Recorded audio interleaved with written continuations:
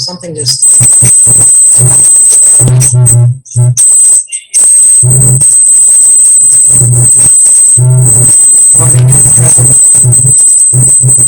don't know if people can hear us. Something just.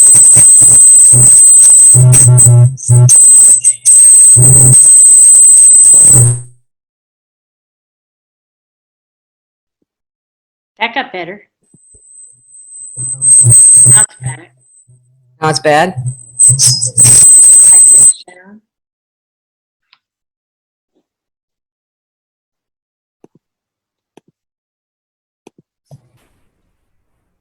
That got better. Okay, something got better. Okay. Now it's bad? Wow.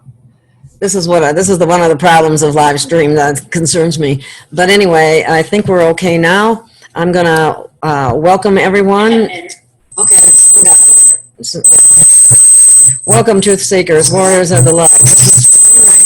I am Gail of Gaia. This is one of the problems of live stream that concerns me. But anyway, I think we're okay now. I'm gonna welcome everyone. I am honored today to have two people I consider heroes and warriors of the light.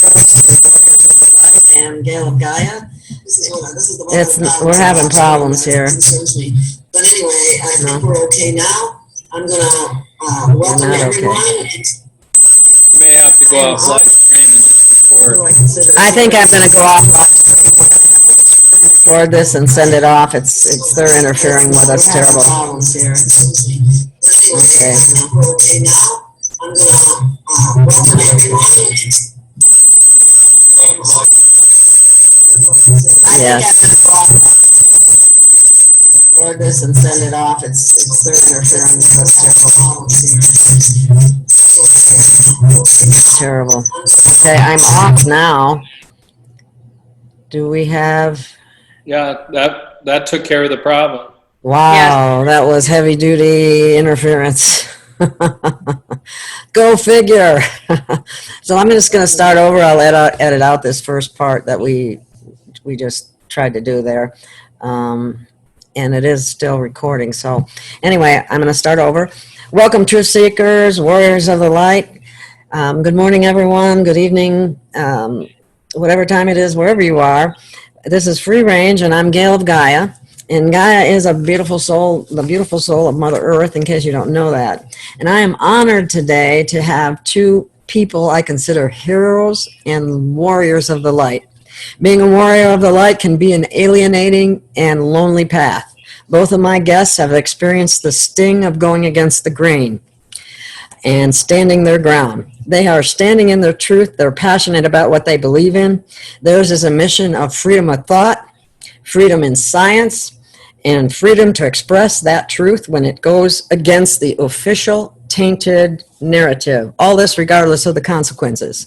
And they did have consequences, both of them. And we will talk about that today. Carrie Cassidy recently said that Dr. Judy was a force to be reckoned with. And I could not agree more, and so is Dr. Young. They both have stories that will blow your mind.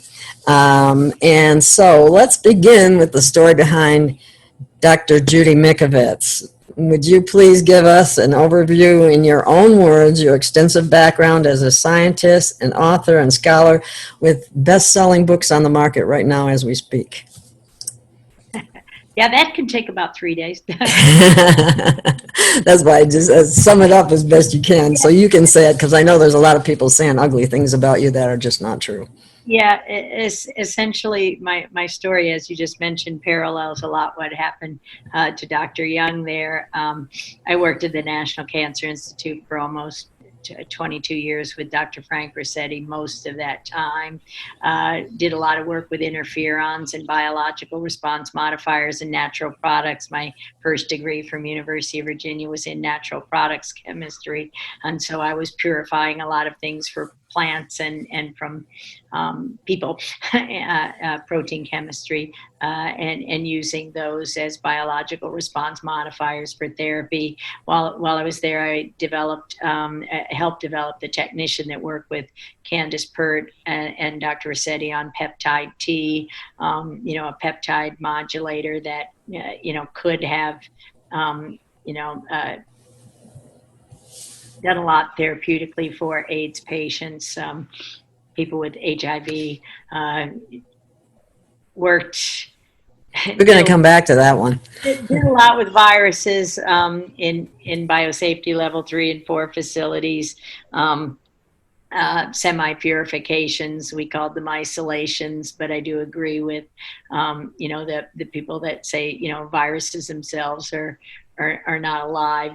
They use all of your cell machinery. And now I use the term infection by injection when we found evidence of mouse viruses and isolated nucleic acids and basically isolated those viruses from people with lots of diseases, showed their interactions and recombinations with all kinds of other things, whether it be Babesia, Mycoplasma mold, herpes viruses, showed mosquito components, just a nightmare of mixing animal and human tissues and injecting these things into humans for hundreds of years, really, and driving the pandemics or plandemics, as I call them now. Yes, definitely. I can't wait till your new video comes out with you.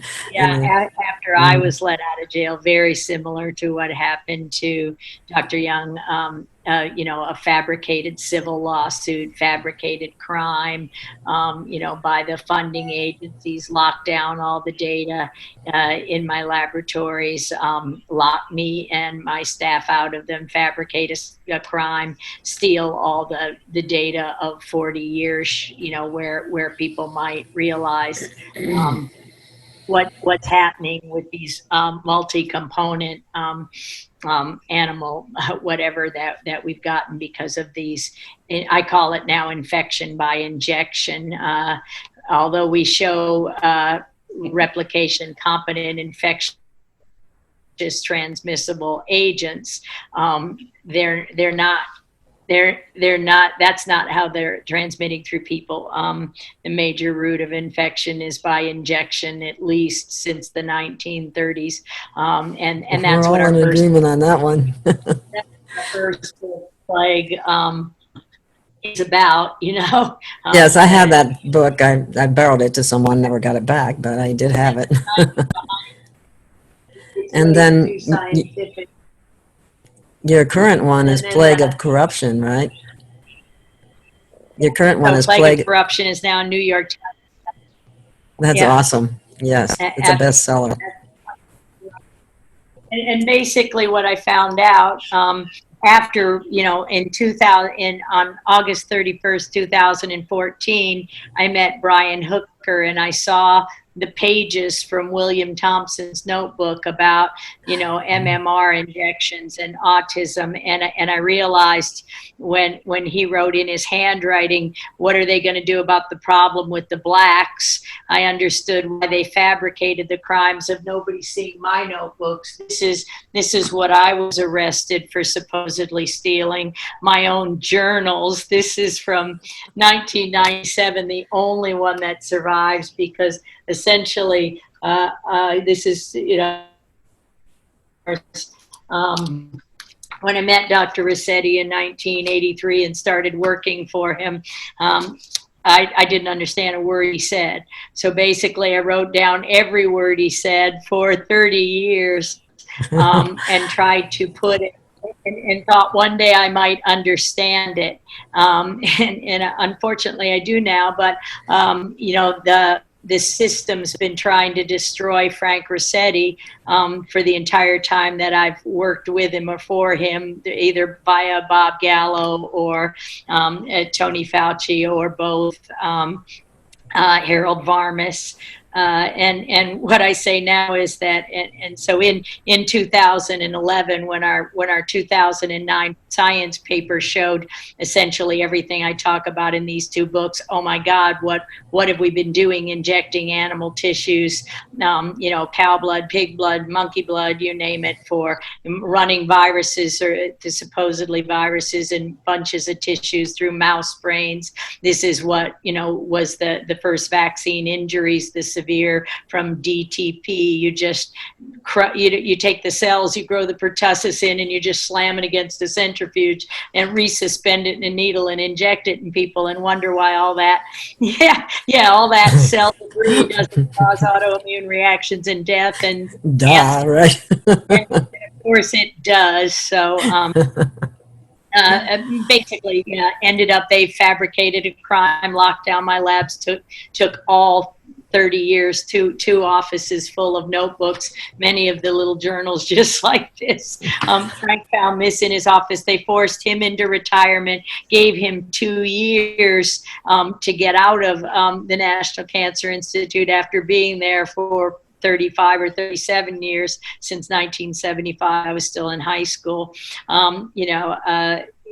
At any rate, he found this one and he brought it back to me, as he did, and you'll see the end of Plague of Corruption. He spent his 2 years saving a lot of things that the government's been forcing investigators to autoclave to cover up their crime, and or stealing, locking down, raiding facilities as they raided Dr. Young's, Dr. Bradstreet. We have a whole chapter in Plague of Corruption about the doctors who died, Dr. Cunningham, Dr. Bradstreet, even Quan Zhang, who was second in command to Tony Fauci, had everything to live for, and supposedly shot himself at his desk one Sunday night, or then we heard he jumped off the parking deck. Well, if you've ever been to the parking deck at the NIH, certainly you're not dumb enough to jump off it and think you'll do anything other than cause yourself a lot of pain. So,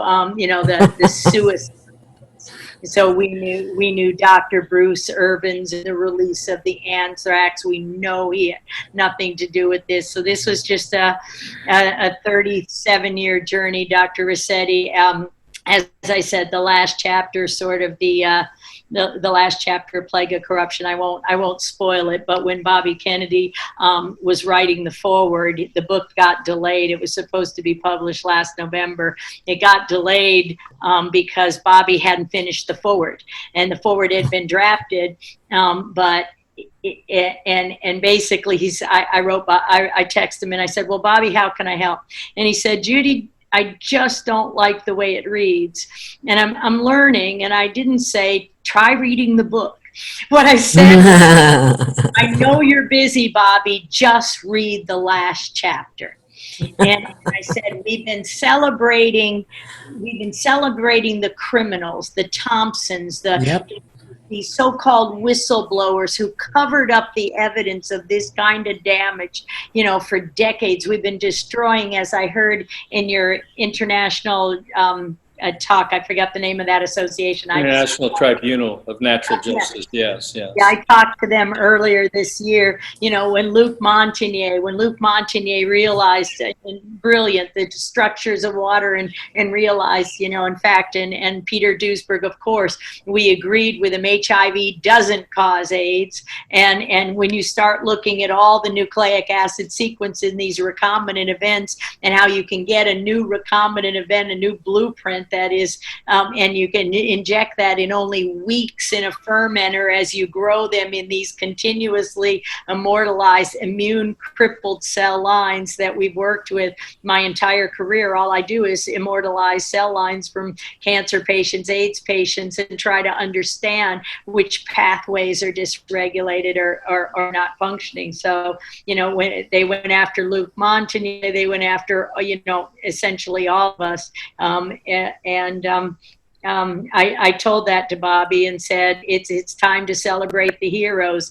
Jeff Bradstreet, Brian Hooker, Dr. Susan Humphreys, Dr. Robert Young, and just Andy Wakefield. And he wrote back in 1 second, because I know these people, busy lawyers, say if you write too much, they don't answer you. He wrote back and said, I love it. And then a week later had this beautiful forward, because unbeknownst to me, they've been doing what we call an opus magnus, because when we use the word RICO, then they get shut down. So Oh my God.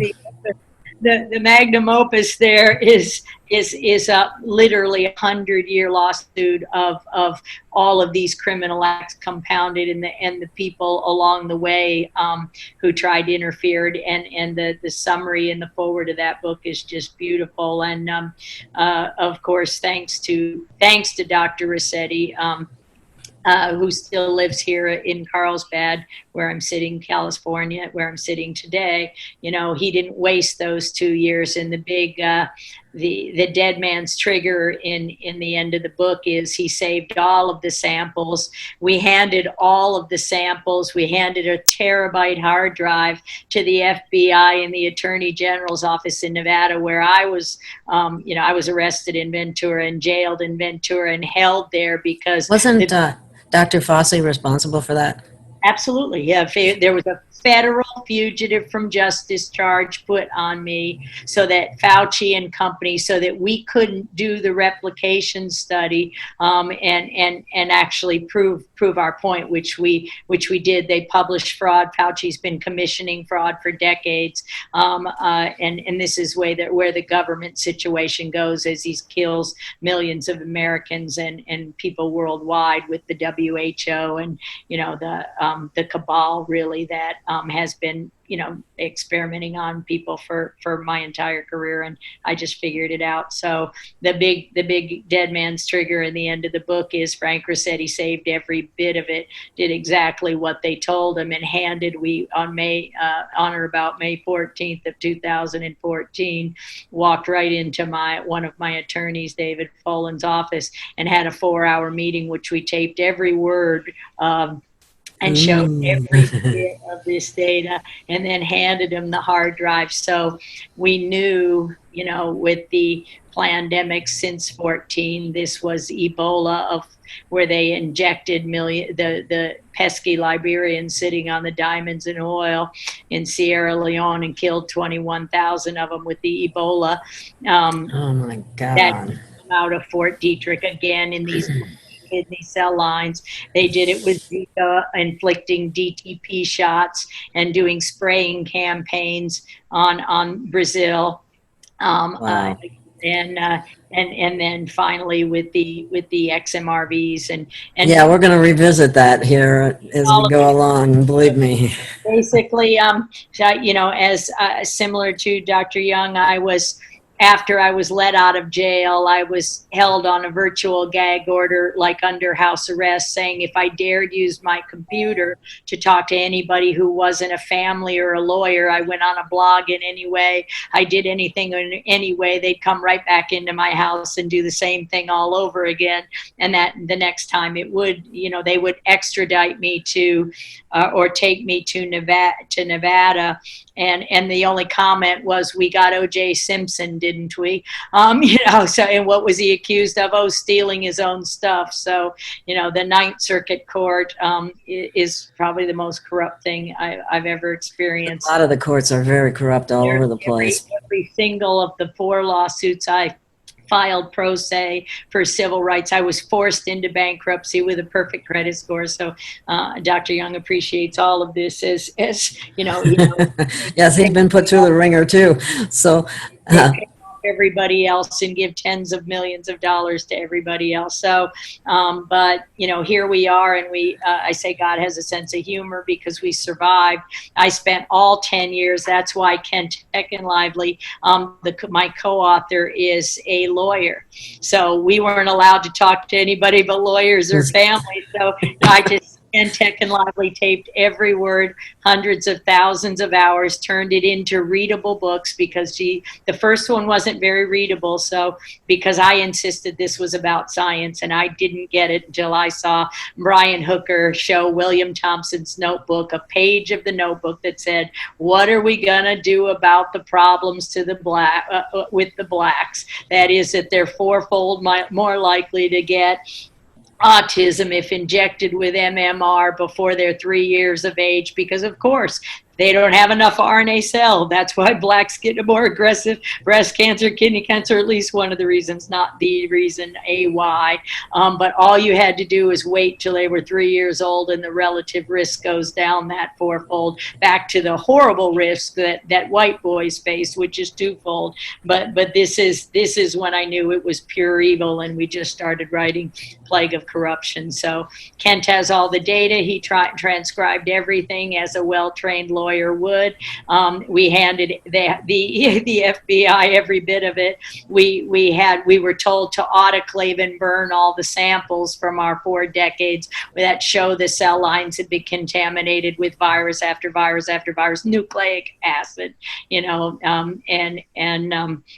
and of course, this was the big problem. Why pandemic? Why the book was delayed until April 14th. So even though I was censored on every single site, including the New York Times, it still made the New York Times bestseller. That's awesome. Dr. Young, you want to give us some of your background and what you went through. I listened to your testimony at the ITNJ. Explaining what that is. But we see this happening to other doctors now. In spite of the ones that Judy already mentioned, we have, Dr. Simone Gold and Dr. Stella Emanuel, frontline doctors now that are under fire and getting attacked viciously. We see this kind of thing going on all the time, especially when you put out truth. So you can almost guarantee that we're dealing with truthful doctors and scientists here. So you want to tell us about your story, Dr. Young? Yeah, let me get to that. I just want to, say to Judy, that, she perfectly described the journey of a hero. Yes. And she's a hero. She's an American hero. Yes, and, she is. I want to put that out first. And the reason why is because there's unfortunately only a few of us that they haven't either gagged or killed, and one of those, of course, is Dr. Ben Johnson. I don't know if you remember Dr. Ben Johnson, a medical doctor, excellent doctor. He was the doctor of The Secret, sharing the success of our cancer patients and the reversal of those cancer patients, and what they were doing in a natural approach, using an alkaline lifestyle, and doing very well. But he went to work. This was in January of this year, this January, so it's been over a year, and saw patients, had meetings, was going home. All of a sudden, around 5 or 6 o'clock, felt ill. Ended up in trying to, go into Walgreens or get some medication to help him. Called the ambulance, and of course, that next morning he died within 6 to 8 hours later. And the cause of death was systemic sepsis. Anyone that knows anything about sepsis realizes that there is no treatment for sepsis, particularly when it's systemic. And I attribute systemic sepsis, which, by the way, is probably the number one cause of death in hospitals, probably the number one cause of death in the world is sepsis. Some people survive it, but there's really not much they can do. You can't throw anything at it, and you just have to let it run its course. But unfortunately, he didn't recover and passed from what I believe was systemic poisoning. How that was introduced, but this is a common way that that people are taken out. And that's just my feeling. Do I have hard evidence or proof of that? Absolutely not. I mean, how could I ever prove it other than just, how can someone go to work and then suddenly become seriously ill and then 6 to 8 hours later end up dead? He was my medical director at our facility at the PH Miracle Center in Valley Center, California, which is just east of Carlsbad.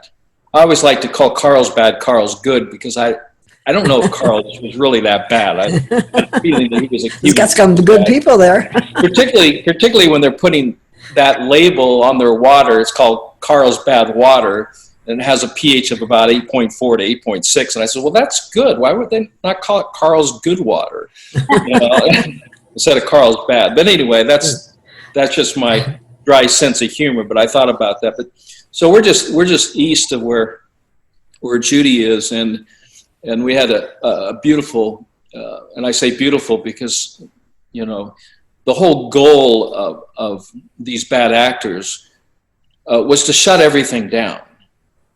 And the reason I know that is because when we were arrested, and I say we, I was actually charged with 36 counts of practicing medicine without a license, with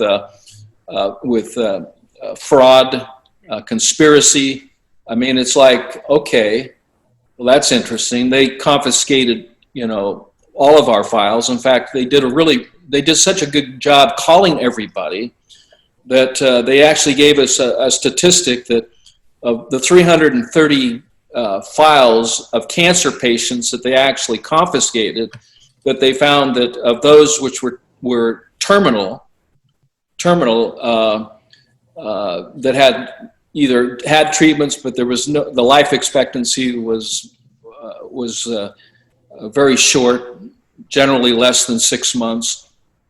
That in looking at that whole group of people, that 200 and some, like 260, were stage 1, stage 2, and stage 3. The statistics showed that our success reversal rate from cancer to no cancer was a 96% reversal rate on That's stage amazing. 1, stage 2, and stage 3 cancer. On stage 1, it was 83%. So within approximately 80 terminal cancer patients who had no hopes for survival came to the ranch because it was their last.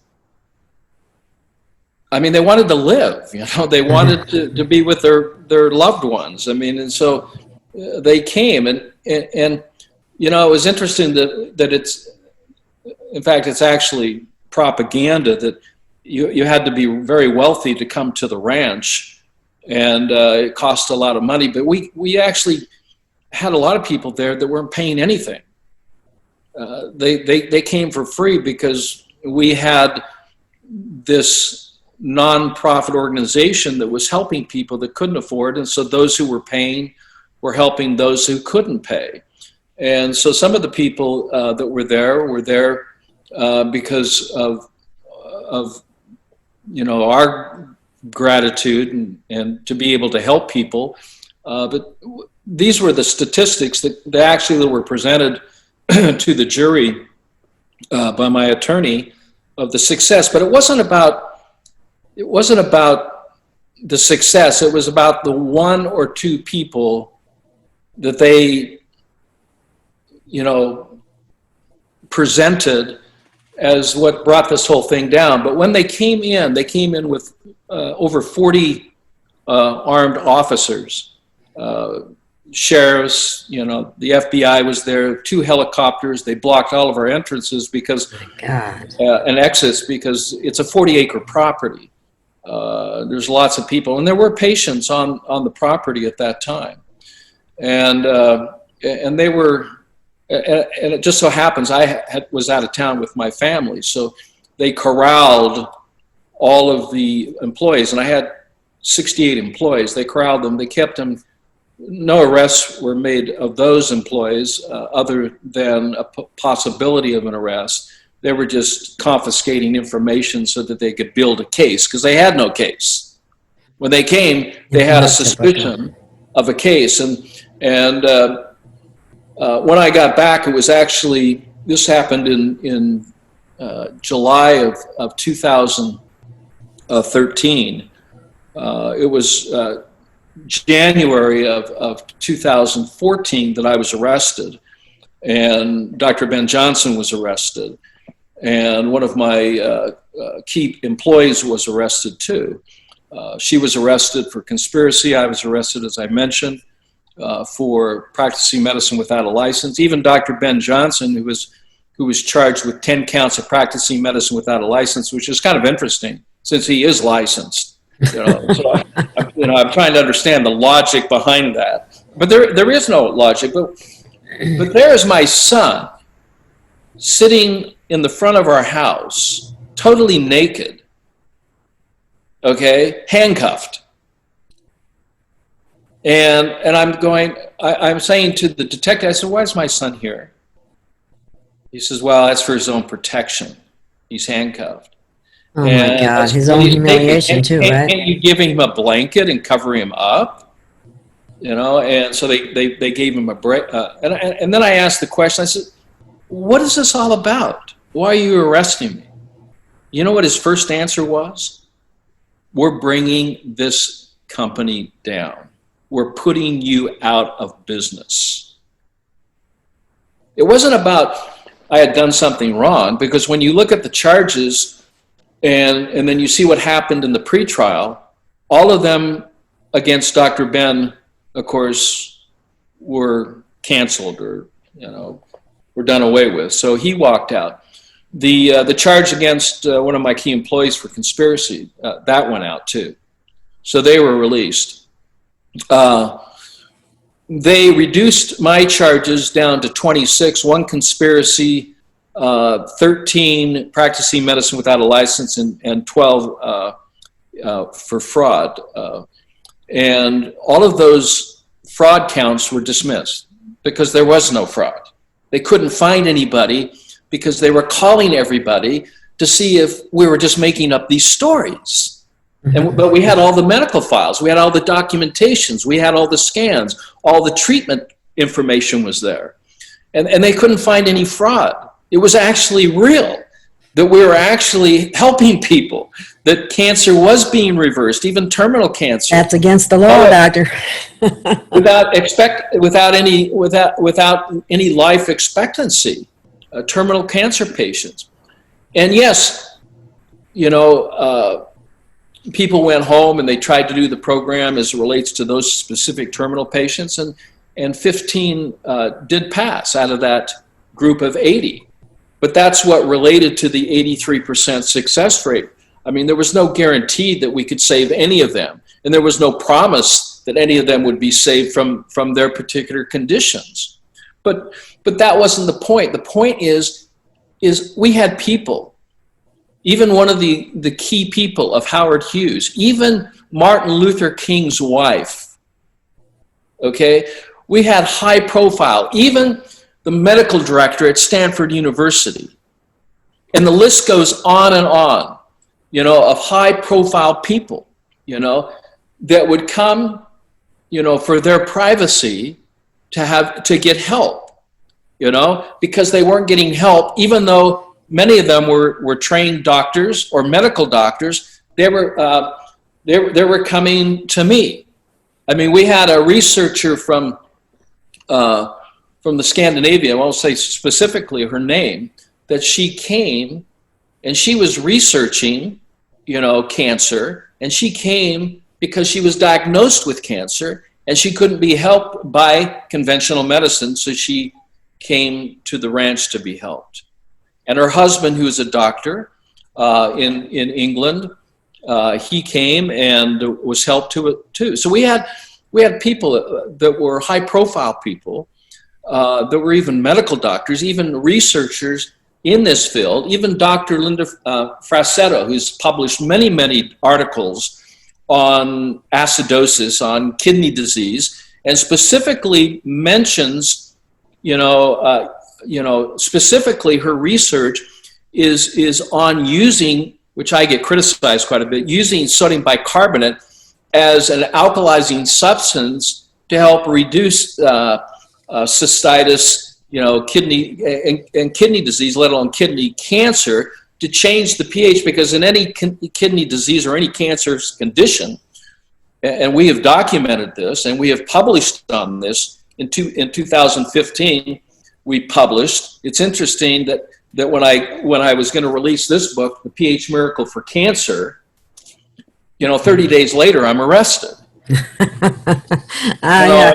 You cannot cure cancer. That is against the law. and of course, the publisher said, wow, I guess we're not going to release this book now, because I think more people, I said, look, more people are going to buy it. Yeah. So I was arrested in January 2014, and I spent 40 days and 40 nights incarcerated. Isn't that amazing? To the date, 40. I mean, I was going, this is really strange. I says, I'm there in trying to think of the town between Oceanside and Escondido. There's a Vista. I was in the Vista jailhouse. Okay, you see how I've selectively tried to forget this whole experience. Well, who wouldn't? I remember generally about it. Wow. And I'm thinking, here I am, and I could not help myself. I mean, as soon as I got there, I started treating the patients. In the inmates, yes. They don't get much care, do they? So they say, hey, we got this famous doctor coming to jail. Everybody say, hey, I've got, problems with this or that. I said, well, geez, what do we have here? And so the best food that you can get in jail is raw cabbage. Okay. I think I can't eat anything else. I said, well, I'm dealing with light pollution, food pollution, water pollution, air pollution. I said, I can't escape this. I'm 3 stories underground, so I don't have so I have light pollution. I have no natural sunlight, and people they're scratching their head, and I'm going, why are we sick? Why don't we feel right? I says, well, it's quite obvious. This is a toxic environment. Who knows what they're putting in the through water and ventilation, through the airflow. And I'm going, and I didn't, for 40 days, 40 nights, they didn't let us out. We didn't see the sunlight. That has something similar has happened to my son. So yeah. So I'm sitting there and I can't help myself. They're telling me, oh, you can't sit at that table. I said, why can't I sit at that table? He says, well, those are black people. You can't sit with the black people. They promote racism in prisons and jails. Why can't I sit with the black people? They promote it. He says, you can't. That's one of the rules. You can't sit with black. And can I talk to them? No, you can't talk to them. So I can't talk to them. If they come and approach me, don't shake their hand. Don't touch them. You can't talk to them. God. This is because you're going to get beat up. But you have one caveat here. Caveat is that because of your age, you're a senior citizen, they're not going to beat you up. So what they're going to do is they're going to pull you aside and say, look, don't do this, or we're going to have to beat you up, even though we don't want to beat you up. Okay, but you can't talk to these people. And I'll say, oh, what about the Hispanic? Can I talk to them? Well, you can talk to them, but you can't sit with them. Well, it never ceased to amaze me because I've been to a prison one time and they had things in the water. One was for blacks, one was for Hispanic, and one was for white. So they that sort of thing. So look, so I got in trouble. I talked to them, I just couldn't resist, right? I couldn't resist. One of them really needed help. He says, well, I said, look what you do. You've got socks. Take the cabbage, put the cabbage in the socks, and sleep with it.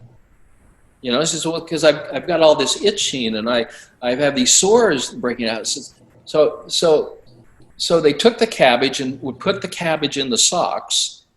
And in the morning, he says, yeah, I can't believe this. I feel great. I says, yeah, because cabbage has chemicals in it that actually pull waste acids out through the pores of the skin. And you have 3,750 pores per square inch. So there's a lot of surface area there with that cabbage. And so you know, I would go to lunch. Kind of a funny little story. I would go to lunch, and everybody would throw stuff at me. They were throwing bags of cabbage at me because nobody would eat the cabbage. They said, well, if you want to be healthy, you got to eat the cabbage. He said, well, I'm not a rabbit. I said, well, look, rabbits have two wonderful saving graces. The first one is they have an incredible sex life, okay, and they never die from cancer. You know, so I said, if you want to avoid cancer, eat cabbage, and if you want to have an incredible sex life, eat cabbage. And they said, wow, that's incredible. That's incredible. Well, the reason I couldn't get out of jail, because I was arrested in 1996 and then in 2000, charged with the same thing. They were trying to get headlines and shut me down. So I've been arrested 3 times. The first time I was arrested, I think there was 2 counts. Both the counts were pleaded if I would agree to be on probation for a year, and they would be released from felonies. They're called what do they call them? They can go either felony or a misdemeanor. He says, well, and you pay a fine. I said, what is the fine? I said, well, it's $50, somewhere around $50, and that's it. And I said, no probation. I said, oh, okay, well, gee, I don't have a lot of money, you know, so I don't want to go through the court case, so sure, I'll do that. And so, you know, I pleaded to a misdemeanor, practicing medicine without a license in 96, even though I wasn't practicing medicine, but I went ahead and did that because I didn't want to fight it, and so that's what I did. In 2000, I was in front of, you know, 400 or 500 people, and they do this, so it's very inconvenient. So they came in during my lecture on a Friday, because it was Friday evening, and arrested me Friday evening in front of a crowd where I presented, the same guy that arrested me in 96. This time it wasn't 2 counts, it was 3 counts of practicing medicine without a license. And basically it was a sting operation which they set up, you know, and I, you know, here again, did nothing wrong, but it gave them the, I guess what they felt like, and they had three people that were going to testify. One was in a wheelchair, and I may have told them that I think she had MS or something, and I could help her, you know, and that was enough. I could help her. I didn't do anything as far as any treatments. So the next day I was arrested. Which was a Friday, in front of hundreds of people. And I told these people, I said, don't go away. I'm going to be back. So stay here in your seats. Give me an hour or two. So I went down, I posted bail. It was a $10,000 bond. And I came back, and everybody gave me a standing ovation. And I mean, most people couldn't believe that I would actually come back. I did come back. They were still there. They waited for me. And I finished my presentation. Wow. All of those counts were dismissed. Okay, so I was not convicted in anything other than they got some headlines, and that's really their outcome, is headlines, because they can't attack the science.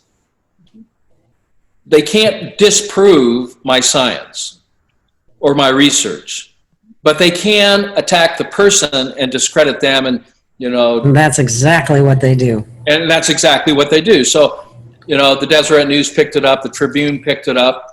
And if you know my heritage, you know, this is a big thing, being a great-great-grandson of Brigham Young and a great-great-great-grandson of Carlos XIV, who's the king of the Kingdom of Sweden, of Norway and Denmark, because my family is the Bernadette family. And so we come down through royal lines of warriors. That's what I am. It's in my genetics. I mean, you're talking about Jean-Baptiste Bernadotte is my great-great-great-grandfather. His name is on the Arch of Triumph. He fought in the French Revolution. He fought in, you know, as one of the 8 generals of Napoleon. And he became, because the people loved him. The people loved him. and there was no heir to the throne, he became the 14th. He became Carl the 14th. And in 1818, and then of course he passed away in 1844. But just another interesting fact about my heritage is the first person who was executed for practicing medicine without a license. They called it back then in the 1700s. They called it witchcraft, herbology. Her name was Alice Young, and it wasn't Massachusetts. It was Connecticut. The first person that was actually, and she had a choice. In Salem? And it reminded me so much of the choices that I were given. Okay, you can either die by burning at the stake, or if you'll admit to being a witch, then you can die by hanging. Okay, so what? Nice choice. So these are your choices. You can either spend 3.7 years in jail, or if you'll admit that you're not a scientist. I didn't admit that I wasn't a scientist, but you're not a microbiologist. You know, my family said, "Dad, you're not your profession. You're our father. We want you back. You don't want to spend 3.7 years for 2 counts." Listen to what I was convicted of. I was convicted and given a sentence of 3.7 years. Are you ready for this? I doubt it, but go ahead. This is the part you won't hear. I was convicted because I was called at night because Dr. Ben Johnson was not on site. My 2 nurses weren't on site. They called me, as a phlebotomist, and knowing how, IVs work. The father, the husband of the wife, called me, says, "Look, there's no one here to take this IV off. Can you come down and take it off?" And I said, "Well, have you talked to, yeah, we've talked to everybody. You're the only one that can do it." So I went down there, and I don't even remember doing this, but it's in the nurses' records. I went down to where they were staying, and I unscrewed the already, permanent port. I unscrewed it and took the tubing off of an empty IV bag. That's all I did. Oh my God. That's all I did. Now the word I was looking for was wobblers. And when I was charged, and when I went to the pretrial, and all the charges were dropped other than just a few practicing medicine. I think there was like 2 or 3 practicing medicine. The fraud was dismissed.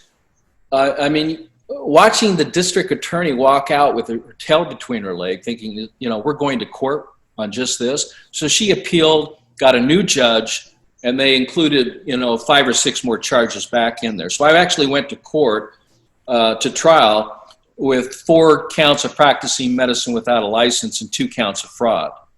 I've never been convicted of fraud. Never. The reason why is because I'm not a fraud. I'm actually who I say I am. And I've actually done what I say I've done. And I've published both in scientific journals, and the journals still every day ask me, "Will you give us more?" I get 5 or 6 offers every day to publish. And I write as fast as I can write. I've written 70 books. I've published over 3,000 articles. Isn't it interesting how the very people who are accused of fraud are not fraudulent, but the ones that are doing the accusing are the frauds? Correct. Well, get this. One of the people that they went to go against, in fact, anyone that testified, they were actually threatened. One of those people I won't mention, but her initials are DK. Okay? And it's you're either going to go to jail or you're going to testify against Dr. Young. And I have an affidavit from them that they were offered $100,000 to testify against. Now, did that ever see the light of day in the court? It never saw the light. Did the judge ever hear that? They only heard that during sentencing. But it wasn't evidential. It was because it wasn't allowed, or something was disqualified. We couldn't put it in. Those judges are criminals. Even the person and prosecutors that that they found me guilty of practicing medicine without a license, which I took off the tubing from the port. And this is a felony, right? I took it off, and that's all I did. I didn't insert the needle. I didn't prepare the bag. I didn't start the infusion. I did none of that. All I did was go down and take it off, and I was given 3.7 years of incarceration for that. And, Unbelievable. and so once I was given that conviction, I had a choice to appeal. But if I appealed it, I would be in jail. So this is when the negotiations started, because all they wanted was headlines. They wanted to shut us down. Interesting thing that I think those who are listening, you not to know, I wasn't the only one arrested. Around the world, my colleagues were being arrested. Yes. In Spain, in Portugal, in England, in Australia, in Germany, in the United States, in Mexico, in Canada. It was a complete shutdown of this growing ideology that was becoming very, very popular because it works. Can't have that. Can't have it actually that. changed lives and saves lives, and it's you know, Goes against their profit margin. well, I'm glad you mentioned profit margins, because one of my patients that became a two-year study for the cure for cancer in conjunction with the University of Southern California. And, I'm going to restrain myself from naming names only to protect the innocent, because he was threatened too, that he would lose his position at the university. Just like Duisberg lost his position when he wrote the book Inventing the AIDS Virus, which also includes inventing the Ebola virus, inventing the hepatitis virus. I mean, he's talking So about Judy can viruses, address all of those too. associating this with nitrites. I mean, so you have a disease and then you have a poison. You have a disease and you have a poison. So cancer, lactic acid, HIV, nitrites. So why were they attacking all these homosexuals? Sorry to divert here for a minute, but the reason for this is that when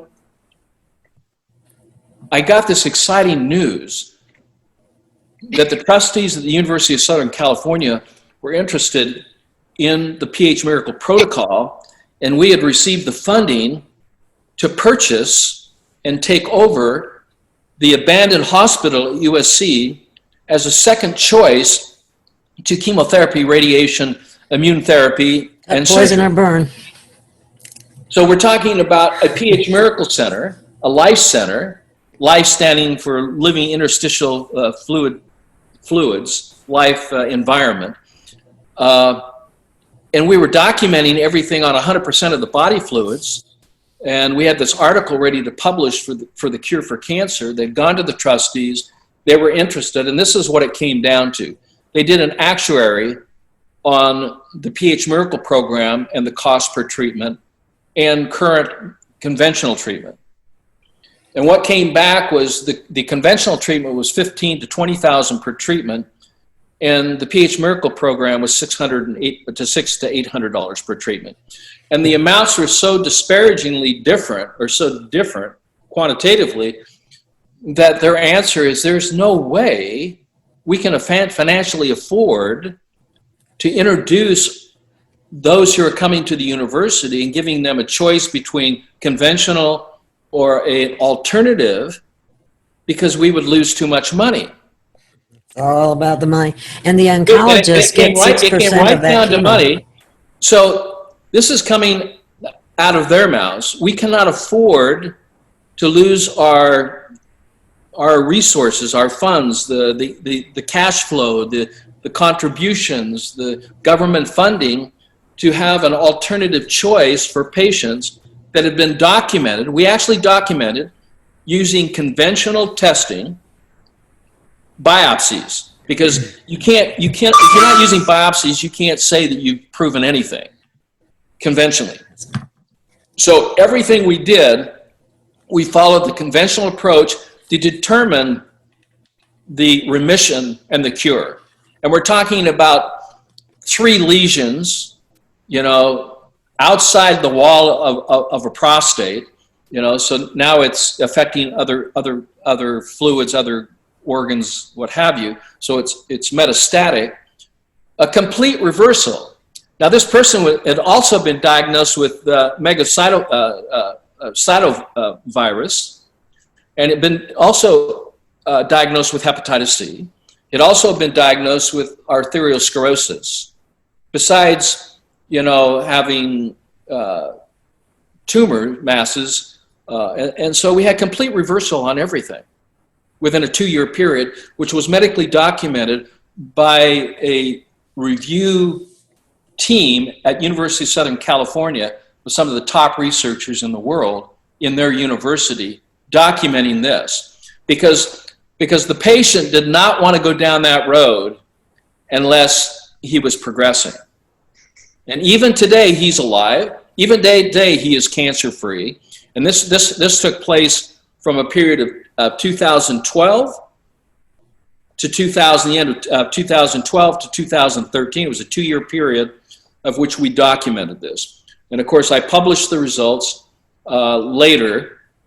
I actually wrote everything up in 2015, but I was under house arrest at that time. Like Judy, was gagged. I had a gag order. I had everything was shut down. I couldn't speak to anybody, other than family members or my attorney, and I could only leave the house. I was at house arrest for 1.5 years, of which eventually they gave me credit, which they've never done before. But I wasn't about to spend any long term in jail, or I was going to appeal. I said, I'll take my 8 months. They actually settled for 5 months, and I spent 5 more months with the other month that I was a total of 6 months incarcerated. A little side note to this. Once again, when I had to go into jail, when I settled for that, I went ahead and agreed to 2 more counts of practicing medicine. No fraud, okay? So 1 count, 3 counts, what's the difference?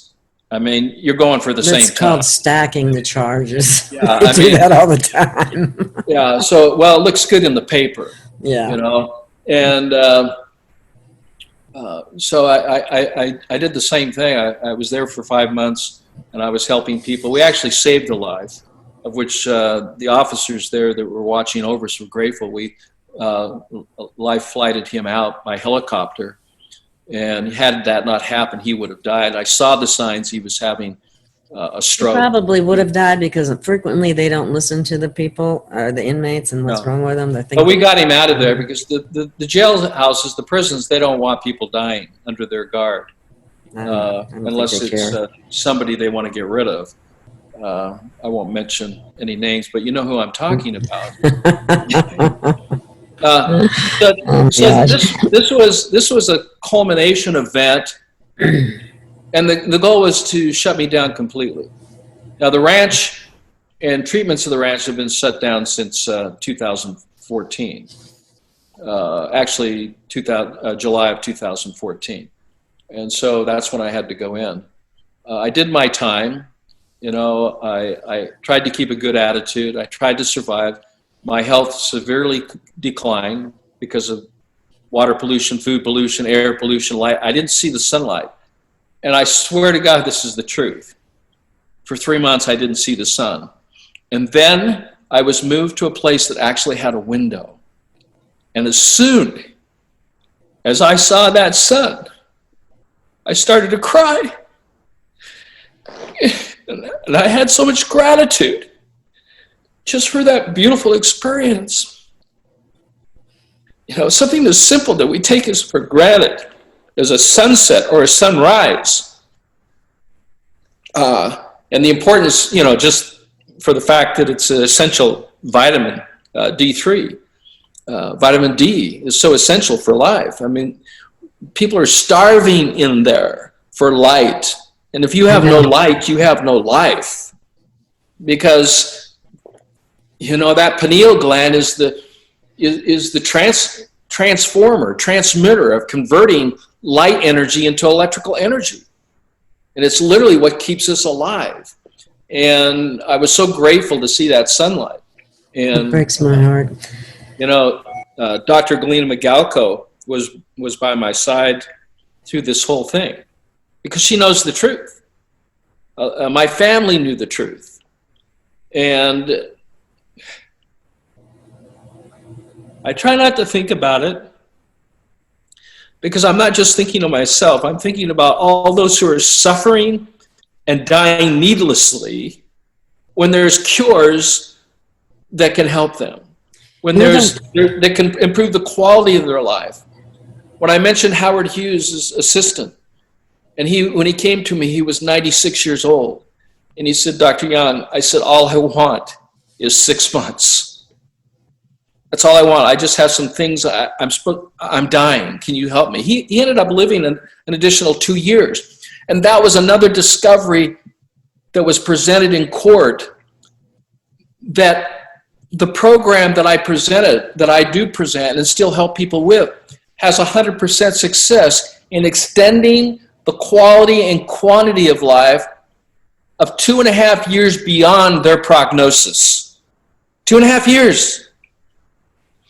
And I don't do this boastfully, but you know, when a medical doctor stands up for what I'm doing and the work, and I don't do this in isolation. You know, Dr. Galina Migalko is a major part of the publications. She's a medical doctor and specialized in non-invasive medical diagnostics. And we are responsible for validating the biochemistry of the interstitial fluids of the largest organ of the human body, which is the interstitium, which is necessary if you're going to start diagnosing just off blood plasma, which only represents 20% of the fluids, when you need that extra 80% information to find out what's going on. And there's so many examples of how important this type of testing is available. But it's available, but it's not available because it would reveal too much. It would actually reveal what's working and what's not working.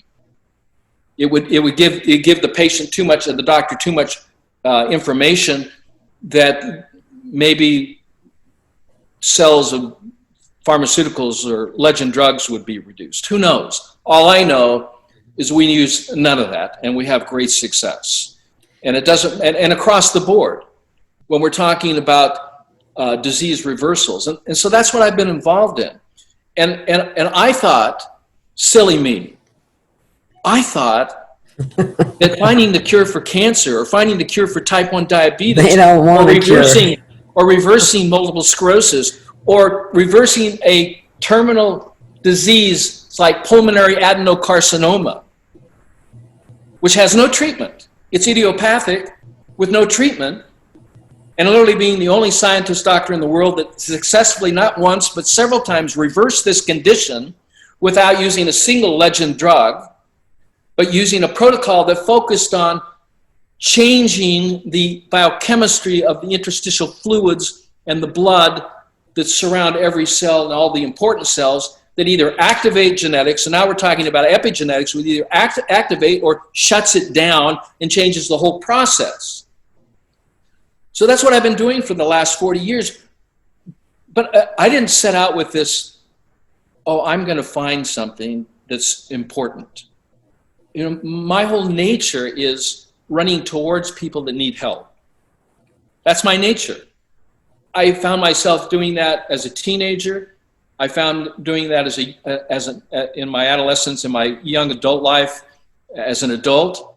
And I found myself doing the same thing when I was incarcerated. I couldn't help doing things like advising people to put cabbage in their socks. That's a new one. I never heard that one before. Yeah, or you know, and one that Dr. Migalko taught me is to take cabbage leaves and put them in your bra and put them, you know, to allow toxins to be pulled out through the pores of the skin. Yeah, because it seems like women's breasts and men's prostates is where the nasty chemicals get stored. And so, you know, I'm grateful to be able to share this, but I want you to understand that this is not a conviction of the general public. Because if you look at my reviews, 99% of them are perfect. They're beautiful. They're encouraging. You know, so if you look at the International Tribunal presentation and testimony that I gave before the bench, Yes.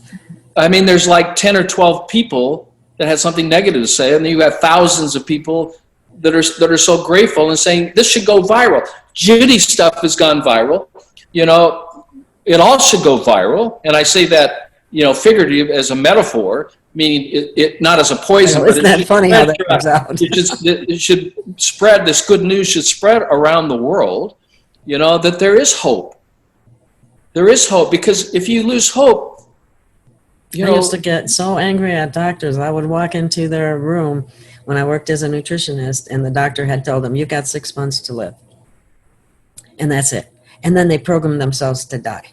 That's what would the result of that sort of thing. So I have to tell you one other thing that the district attorney said to me when when they were negotiating with my attorneys, and my family was saying, "Just do this," but it's not the truth. Do it. You're not going to survive in this jail. You're not going to thrive in this jail. I'll survive, but you're not going to thrive. Just go ahead and do it, Dad. You're not your profession. We want you back. We want you alive. People are dying because they're opening their mouths to the truth. They're speaking the truth, and people are hearing the truth. And see that these are the things that are saying. And the district attorney came back and said, "Look, let's go ahead and do this. You know, spend this short time in jail, and then you can go back and do what you were doing before. No problem. They'll get you again. No problem. Just, you know, no problem. Just go ahead, you know." And so, you know, there was no, it was not a prosecution, it was a persecution. Yes, and humiliation. It was a modern day lynching. Yes. Had I been in the position of Alice Young, I would have been either burned at the stake or hung. If it was my great-great-grandfather who suffered at the hands of Governor Boggs with an extermination order saying, "You leave the state or we will kill you all." People don't realize that the reason Brigham, my grandfather, took hundreds of thousands of people west and settled in the Great Salt Lake is because he was threatened by gunpoint. And any one of his followers were also threatened on a free-for-all that they wrote an extermination order. The governor of Missouri wrote an exterminating order, Governor Boggs, to kill. It was legal. And that order stood until the late 1970s. It was legal to commit murder against someone who had a different belief. Guess what? Yeah. Guess what? The very thing is happening. It has been happening. People are It dying. continues to happen. People are being poisoned. People are being assassinated. Yes. One of the things I'd like to bring up when you mention that, to carry this a step further, it's my understanding too, and this hasn't come out in the picture yet with what's going on today, and that is how this, I don't know if I should say the word, but I'm going to say 5G is amplifying the problem for people. And then I wanted Judy to address exactly what the XM, I forgot the call letters right now. I just want to reiterate to Judy, I'm so proud of her. I am too. I am too.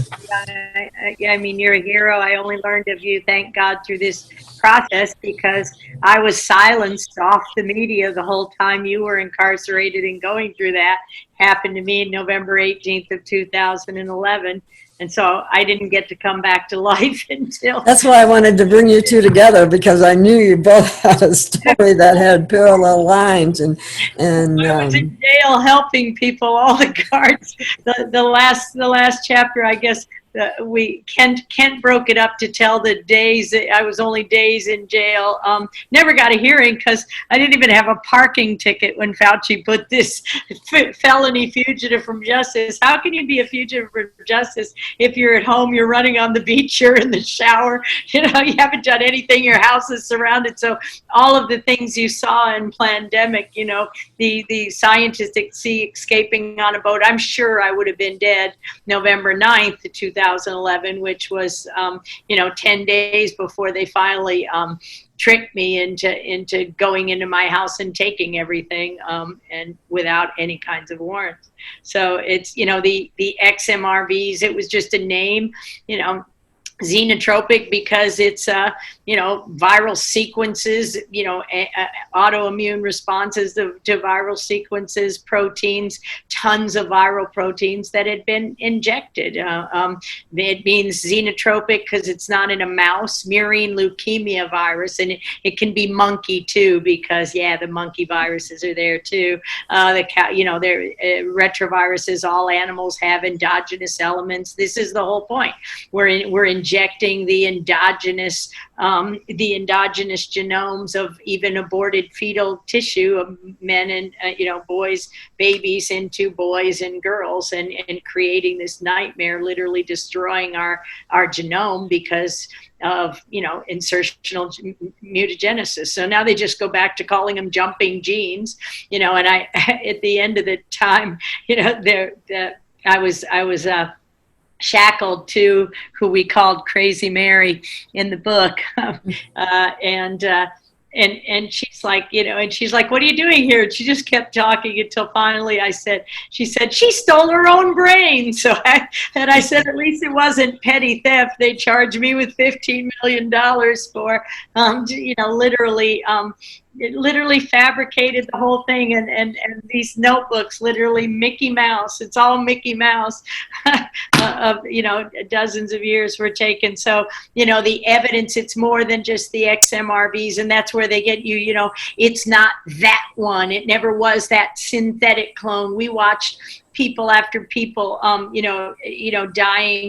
the lab workers, the scientists, the doctors, 4 or 5 different cancers. In the book, Environmental Lawyer Mike Hugo, thank God for Kent and Lively in writing these books, because I'd never know you, Gail, Robert, I'd never know these people, and we wouldn't know our stories and be able to compare notes. I wouldn't have understood what I saw with Brian Hooker. I mean, I see, I didn't have a family, kids, other than my husband, and he thought it was all very funny. But I mean, he's just like, no, we're good with God. He piloted his little boat out of there. The day they surrounded my house, like 5 a.m, I'm calling Frank Rossetti, and I always call Frank Rossetti at 5 a.m, but at any rate, Frank, what do I do? And he's like, you idiot, you have a boat, escape on the water. And I'm like, thank you. And I hung up the phone. I'm out of here. Well, no, we planned it very carefully to hit the full moon. And you see, when Kent tells the stories, those, the guards at the gate are all like, my mom has cancer, my stepmom has cancer. So we're helping the people, as Robert was doing in jail. I was there helping the people, giving away the food to make. It wasn't food to me. I wasn't going to eat any of that. They didn't give me any cabbage, but I found out I was addicted to coffee, not alcohol, so I felt better about it all. But I think this is with the pandemic, and it clearly was a pandemic, because we put all the notes, we put everything in the book, and we handed that terabyte hard drive with all the data. We stored all the samples they tried. Other investigators autoclaved out, burned them, make them go away. So they had, that dead man's trigger in the back of the book, but still to this day, Mark Inc., our consulting company, which we're really creative, Mikovits and Rossetti Consulting, it was a victim of COVID-19, as, they went after you know, the Rossettis, you know, and this, you know, they do have family who are still in the profession, if you will, the family business of trying to heal people. So my passion and I guess my Achilles heel was just like Robert. I always ran toward the fire and towards the sick people. And Thank God we have people like you, both of you. well, and that's what and that's what we do, and this is the suffering to this day. So it doesn't matter what you call the viruses. They're like, oh, it wasn't that one. There's plenty of evidence that show these things are hurting people, but they're endogenous, as if they're your own problem. And that's why I keep saying it's infection by injection. And when you wear the mask, all you're doing is creating lactic acidosis. You're changing the energy of all the cells. You're destroying the energetics and the signaling across the cell membrane, and releasing all of these danger signals, danger associated molecular patterns, pathogen associated molecular patterns. By the way, we call it idiopathic because the idiots don't understand the pathogen. or a syndrome. Syndrome is, well, it's chronic fatigue syndrome because we don't understand what causes it, but it's, and you're crazy if you say you have it too. Right. Yeah. And so we do understand what causes it. And this is how, you know, it's actually kind of fun to watch right now. It's not fun. I cry whenever I see this. We see clients here, Dr. Rossetti and I, we don't have a company, but we still work. And we try to get people, you know, young people, lots of aggressive cancers, try and get them. I'm still doing natural products chemistry with the plants, with the cannabinoids. Wonderful.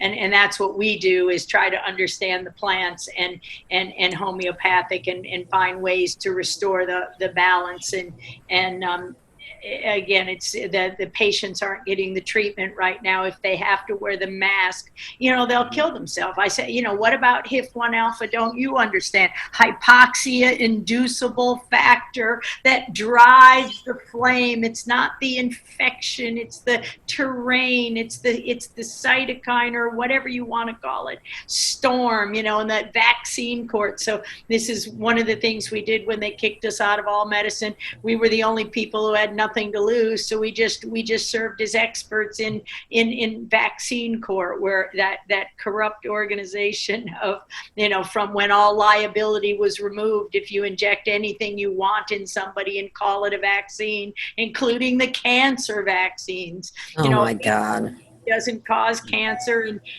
you know, it's cervical. It causes the very symptoms you're trying to prevent.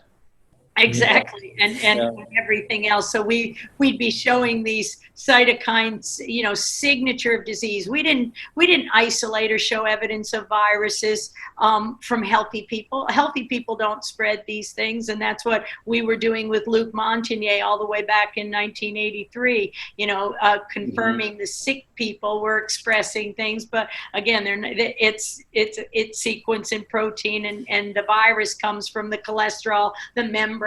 What comes out of the cell. Again, exosomes. We see, you know, the AIDS patients have exosomes. Sick people have exosomes. They scream your endogenous element, everything about your cell, all the communication breaks down, and that nucleic acid's not supposed to be in the interstitial fluid or in the blood, because those are the very signals that says there's a real problem. That's why we have all these membranes throughout the cell, and the Golgi and everything, the mitochondria, and these are the kids with the disease. Yeah, Frankie, we're here. So, Doctor, anyway, so this is why these things are important. That's what, you know, Frank just came over as we're going to look at some papers and try to help think about things. Pre-metastatic niche and the microbiome and the dysregulation of that, to where even things like mutant P53 can actually heal, you know, colon cancers and gut, if you understand how to manipulate the microbiome or the microbiota, which are different throughout the entire gut, as Dr. Young knows very well. So it's an adventure, but I think I never thought when Ty and Charlene Bollinger gave me, I thought in 2019, they said, why don't you come do the truth about cancer? And I was so delighted because I thought, oh, good, I can do my natural products. I can do my cannabis. I can write a talk. Here's the talk I'm thinking about. And I answer right away because nobody's invited me anywhere for years. And I was locked down and everything. So I finally get back to doing what I like, which is helping people. And the next day she said, and I said, sure, I'll do it. Whatever you want me to do. She came back and said, here's the title of the talk we want you to give. And it was called Persecution and Cover Up. And my heart just sank. And I just wanted to sit there and cry because it was like, okay, I guess I better figure this out. And that talk will probably heal more people as we expose the plague of corruption. It changed everything. Frank just said I'm dreaming, but yes, I'm a dreamer. And we have to have dreamers. Like you, Dr. Young, I come from Attila the Hun, so we're warriors.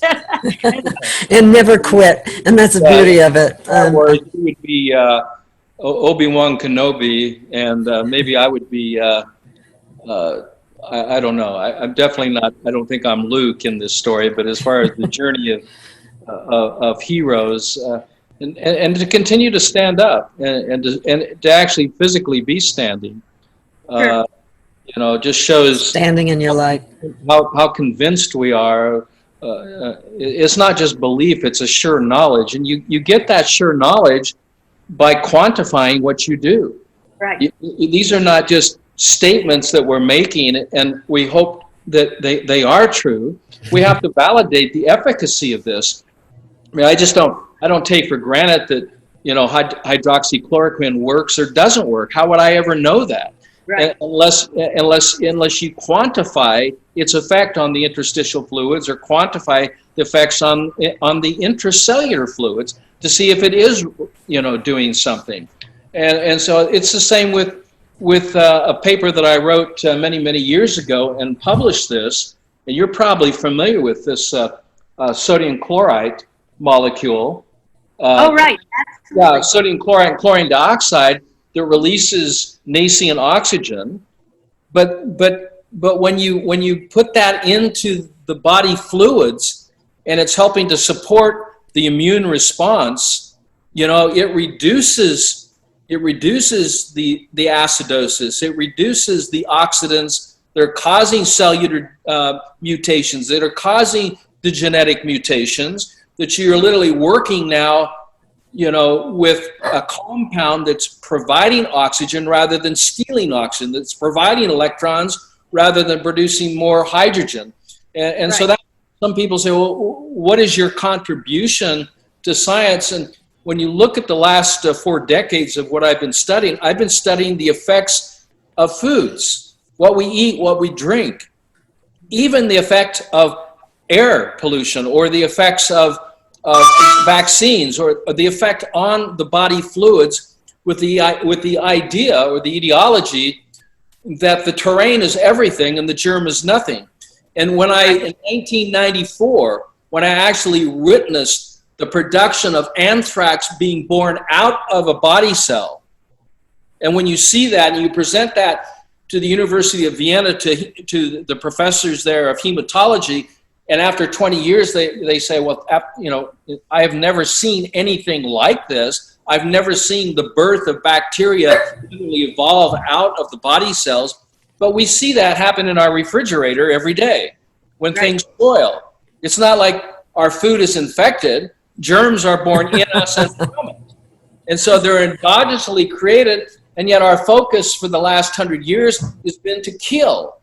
It's not to be balanced. So it's like being in the forest and analyzing the bark of the tree rather than standing back and actually seeing the context of the environment and saying, wow, there's a forest here. And then even taking it further, that the trees are only as healthy as their root system.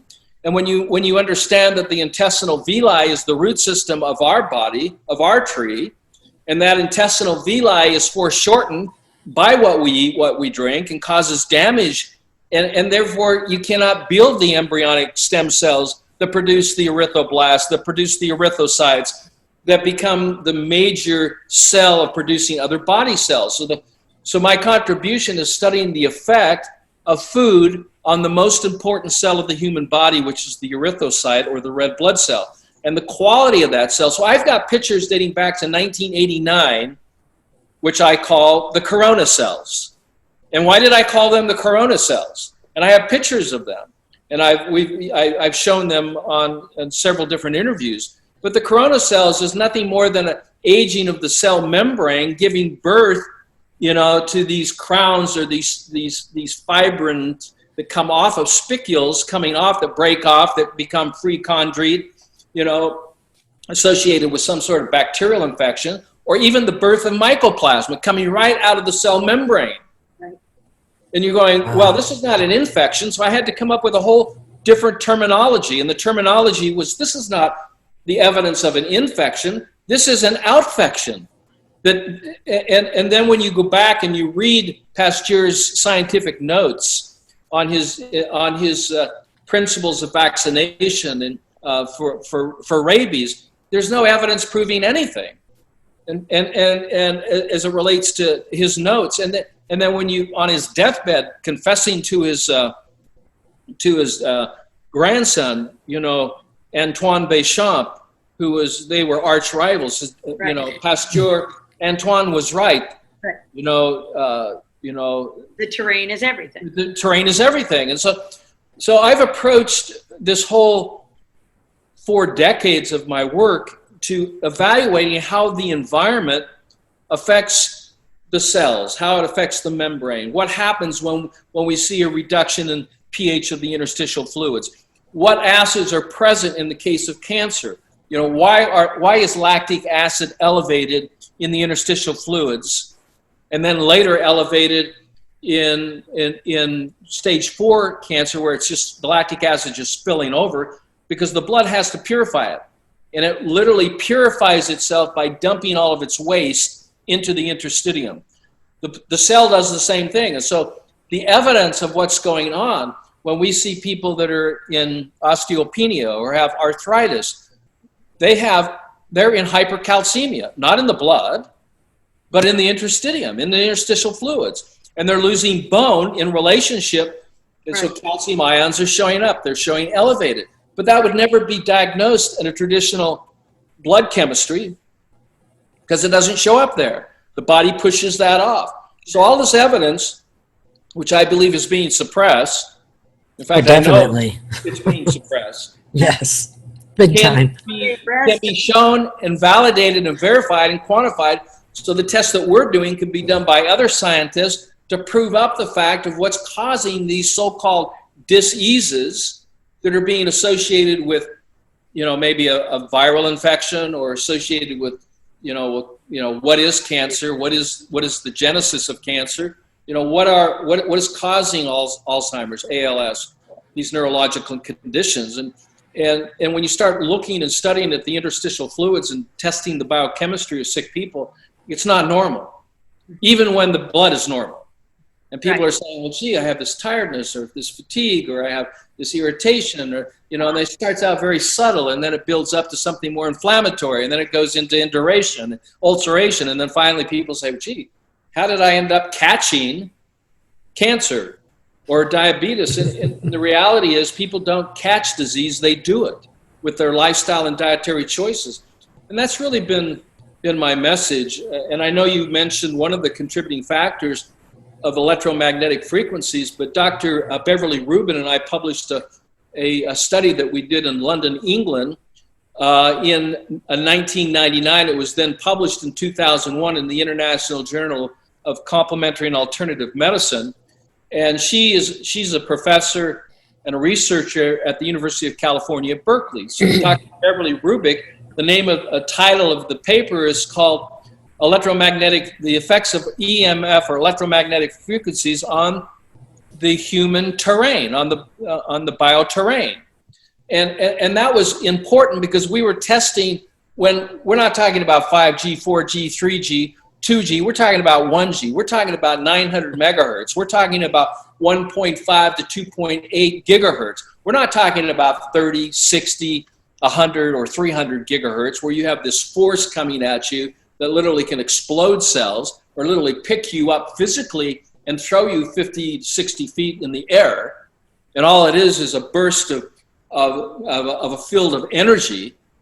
And it's the magnetic field that kills. The electrical field can't go through walls. It's the magnetic field that goes through the walls. And it's one of the reasons why I believe this is true, but this is my understanding, that American embassies around the country are lead lined for a lot of different reasons. It's the reason they took lead paint off the market. Yes. Because if you paint your walls with lead paint, you cannot get EMF through that.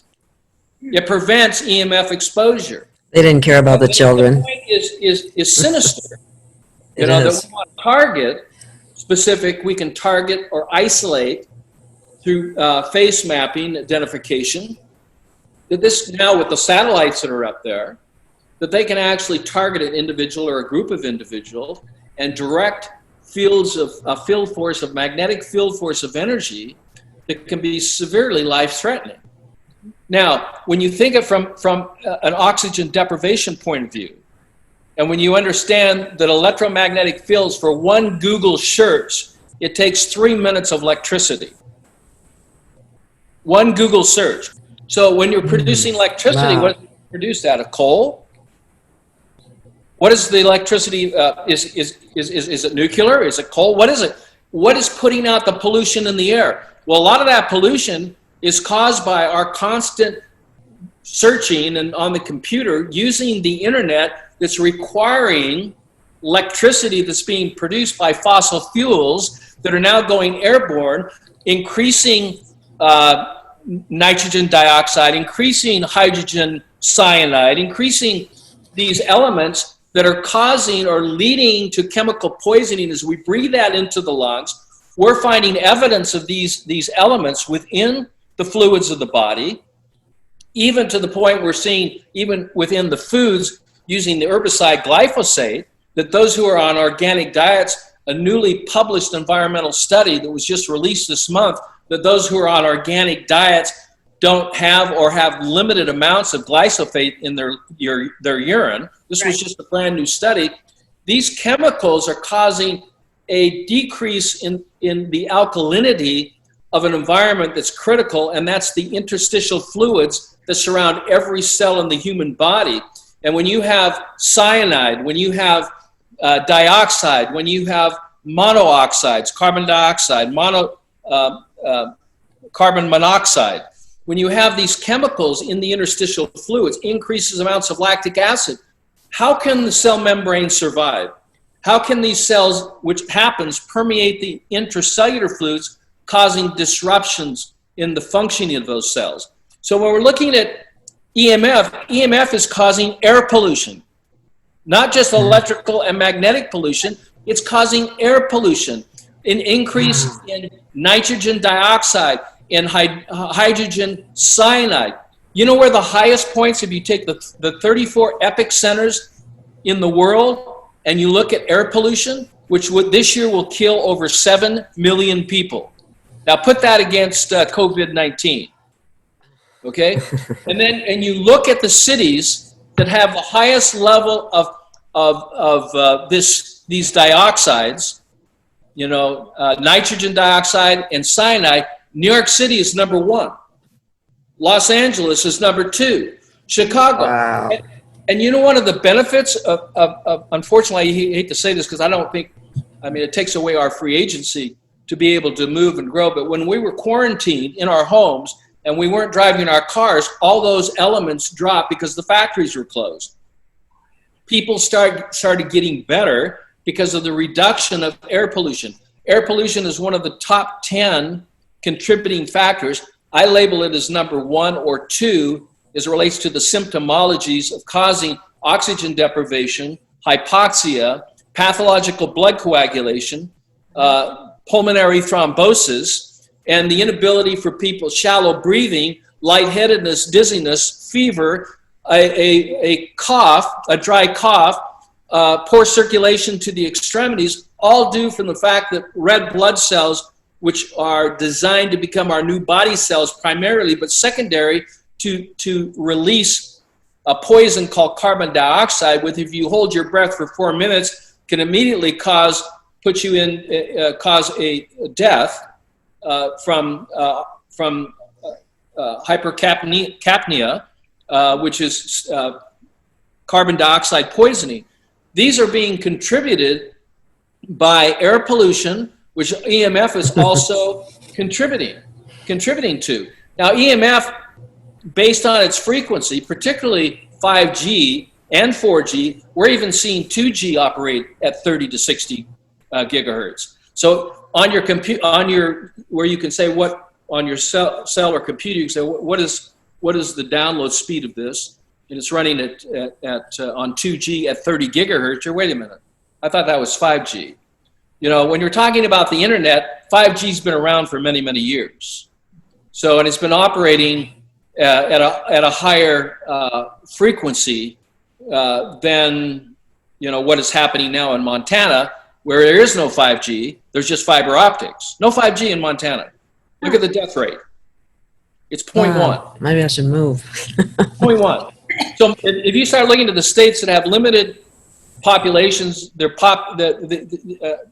if you look at Singapore, okay, Singapore. Yes. Now Singapore has 5G, but how does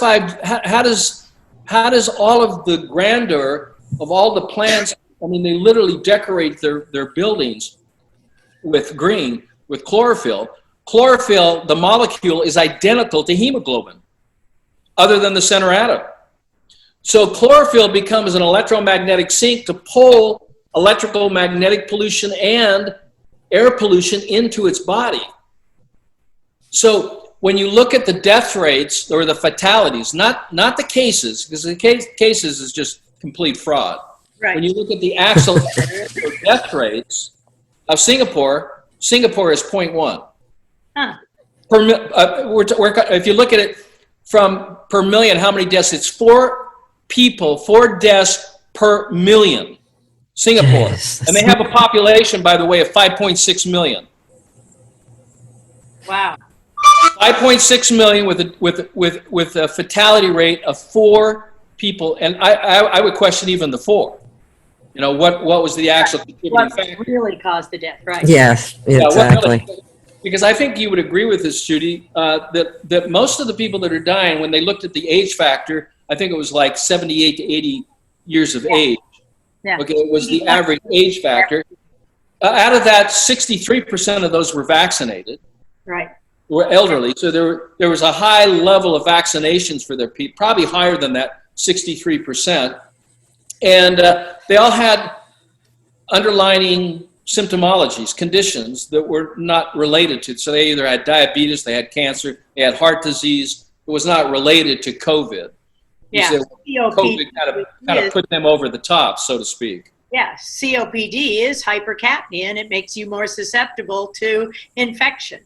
So the worst thing you can do is put a mask on them or do these things. And I think the percentage on that ventilation it has a mortality rate of 90%. Right. So it is very, very high when you can simply use antioxidants or sodium chloride,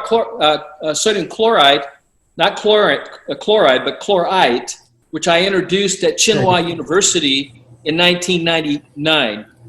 I introduced my science, and I published this published paper on sodium chloride and chlorine dioxide as a non-toxic antimicrobial agent for viruses, bacteria, yeast, and mold. Okay, so with the idea of viruses being defined a little differently.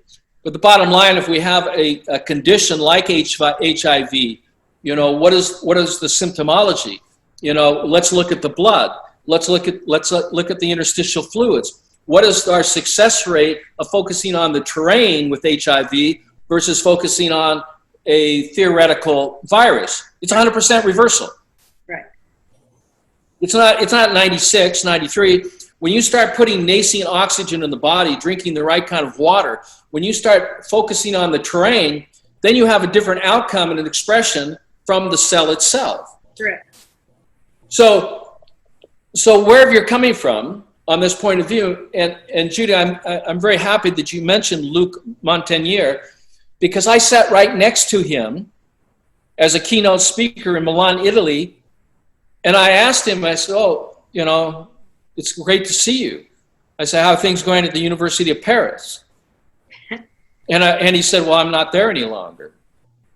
And I said, well, where are you? He says, well, I'm at Tsinghua University. I said, what are you doing there? Oh, we're studying the effects of oxidants on cellular disease, associated with HIV, what have you. And well, what are the treatments? Oh, we're studying antioxidants to reduce the oxidants in order to protect the cells from, whatever they're trying to, that's another discussion, whatever they're trying to protect from. I said, okay, that's why you're here. You're here to talk about alkaline water and antioxidants. He said, yeah. I said, great. We're on the same page. This is 2011. Right. This is the last time I gave a talk with Luke. It was March 3rd of 2011. And he talked, in fact, it was the only time I ever talked. And talking after Luc Montagnier when you're, 50 years old and you never really did anything other than, isolate these viruses from sick people. But at any rate, he gave me a nice compliment after his talk, and he was talking about structure of water, and when the structure of water, I didn't understand a word he said, but he was talking about functionally structured water, alkaline water at a pH of 10. All the bottled waters you see in the market, that's my word. Correct. Because it was all based on that. I said, well, this crazy scientist, I said, well, Essentia water was based on my research. Tony Robbins' Health Day is based on my research. The Amazing Greens started out with a product I called Super Greens that I created in the 1980s, and the purpose was to build hemoglobin because I was an athlete. I was looking for the edge, and so we had some of the major athletes. And now today we see one of the greatest athletes in the world, Tom Brady, at the age of 43, performing as if he's a teenager because he's doing exactly what we're talking about. He's focused on the environment, on the terrain, in building healthy blood. And if Lance Armstrong had done the same thing and listened to me, he would have kept all his medals, being able to accomplish the same goals with the same levels of hemoglobin, at the same higher red blood count to cover that oxygen deprivation.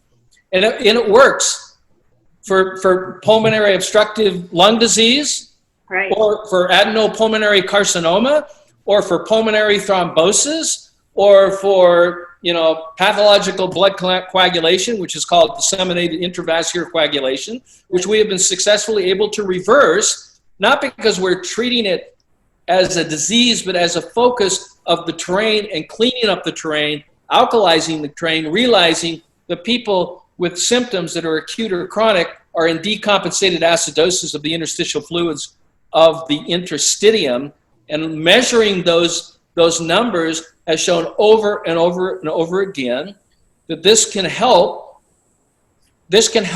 all of us. It can help doctors. It can help critical care nurses, critical care doctors. He says, but why isn't this equipment in the hospitals? Why aren't why are we relying on 20% of the information?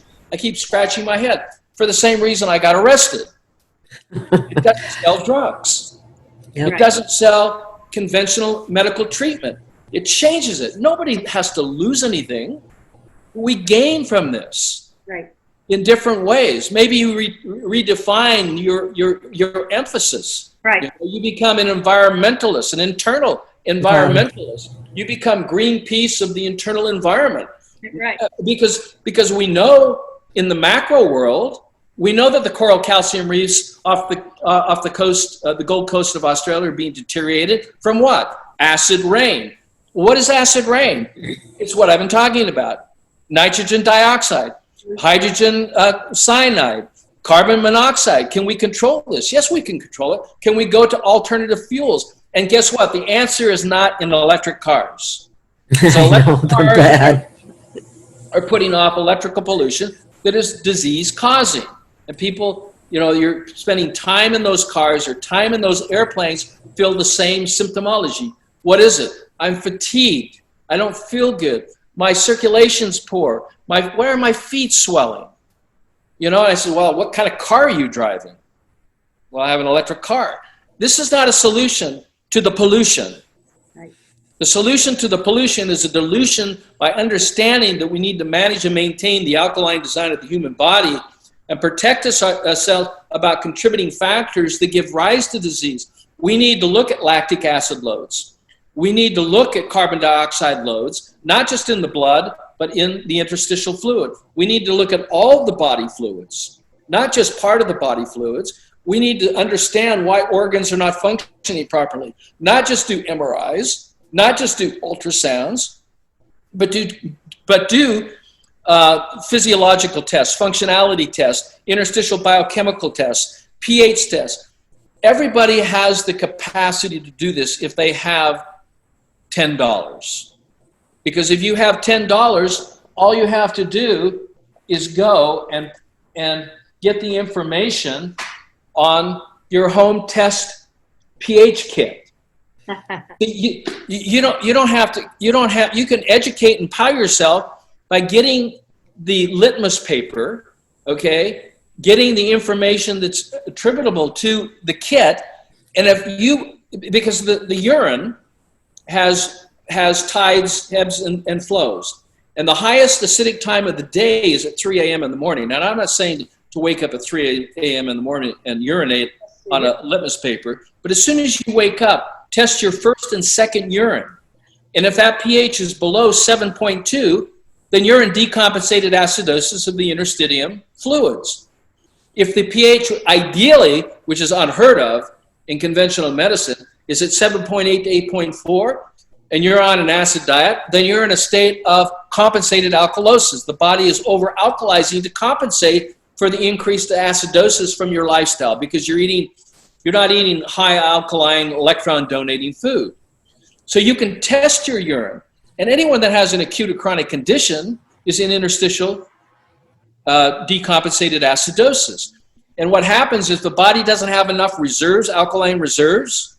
It starts pulling it from the bones. It pulls it from the muscles. Osteoporosis. To maintain the blood pH. And what EMF does, it destroys the chlorophyll molecule in plants, and it destroys the hemoglobin molecule in the human blood.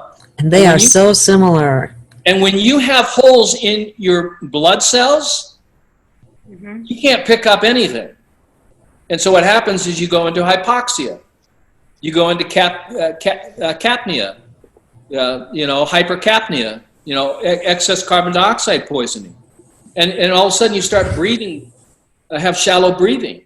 But as soon as you open these pathways through an alkaline approach, you start nebulizing antioxidants. You start infusing sodium and potassium bicarbonate in the sinuses and clear out the sinus cavities. When you start rectally infusing through the hemorrhoidal vein, alkaline compounds that will then go directly into the bloodstream and push that alkalinity into the interstitial fluids.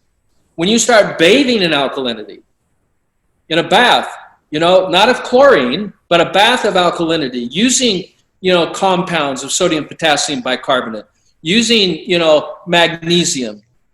I mean, that's, if you go to phmiracleretreat.com, you can see in Sardinia, which is now in Sardinia, Italy, the 8 pools where you go in and soak in magnesium, high pH water, soaking in high concentrations of sodium. Literally, they're called thalassal pools. You soak in them and literally are pulling out waste products through the pores of the skin. You don't have to go to Italy to do this. You can make your own thalassal pool in your bathtub. Of course, you're not having a view of the beach, of the Mediterranean, and that's fine. And you're not seeing the rich and famous. You're not seeing the rich and famous, which hang out there. But what you are doing is helping yourself. And isn't it our responsibility for each one to teach one, so that I'm not holding on to this and saying you can't have it unless you pay me money? I'm saying you can have it for free. I'm going to give it to you for free. Now, there are certain things that do cost money, but there's simple things that you can do right now to save yourself, to actually understand. Ignorance is the cause of disease here. It's not COVID. Right. It's ignorance. And guess what the solution is? Common sense. When we use our common sense and we start focusing on the environment rather than the specific diseases, because there are no specific diseases. There's only specific dis-ease symptomologies, which is an expression, if you start peeling the onion back, of an underlying causative factor which relates to, guess what? Air pollution, food pollution, water pollution, and vaccination pollution. The only way this works for those bad actors is because they can't pollute us enough to kill us fast enough. Right. They have to literally inject the poisons into the intravascular fluids, which will then, once you've been poisoned, to push those out into the interstitial fluids, which will then cause the deterioration of the membranes of the cells and the genetic mutations. The blood's not going to deal with that. The blood's going to get rid of it as fast as it can get rid of it. So it's going to push it to the interstitial fluids to get out through the lymphatic system and out through the elimination organs. But if you've got elimination organs that aren't functioning because you're not exercising, you're not eating the right foods, you're in induration, so you've got clots, you've got calcium stones, in various parts of the body. Your circulation has been impeded. Lymphatic system is not functioning properly. Your lymph nodes are somewhat enlarged, which is like little septic tanks of accumulation, and you're not sweating. And sweating, somebody says, why do I sweat at night? I said, well, you're urinating through the pores of your skin. If you're not hydrating enough, it doesn't come out through urination. You then urinate through the pores of the skin. But that all stops when you improve your circulation, because when you circulate, you begin to percolate. When you begin to percolate, you feel energy and you start eliminating. And this process is so inexpensive and so easy to do. Everyone can be helped.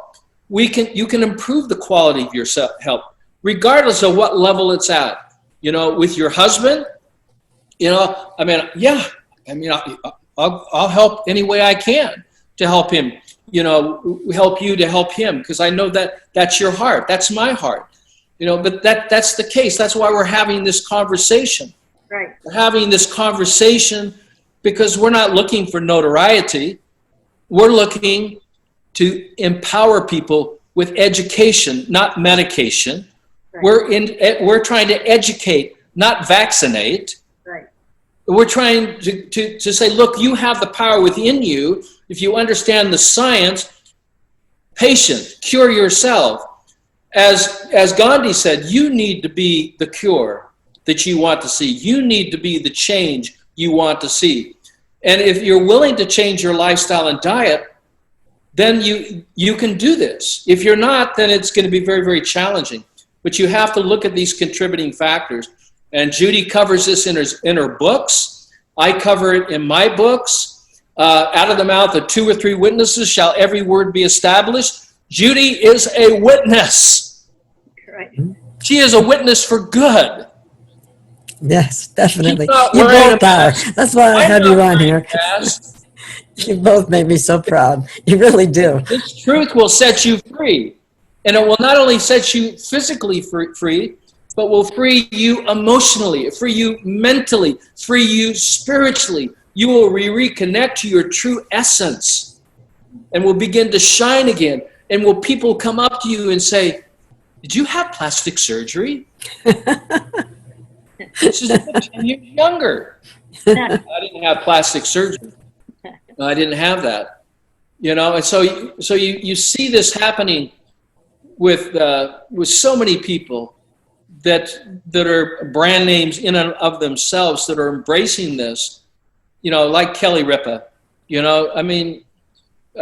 read the book and went to the doctor who embraced my science, which the book's called "Get Off Your Acid."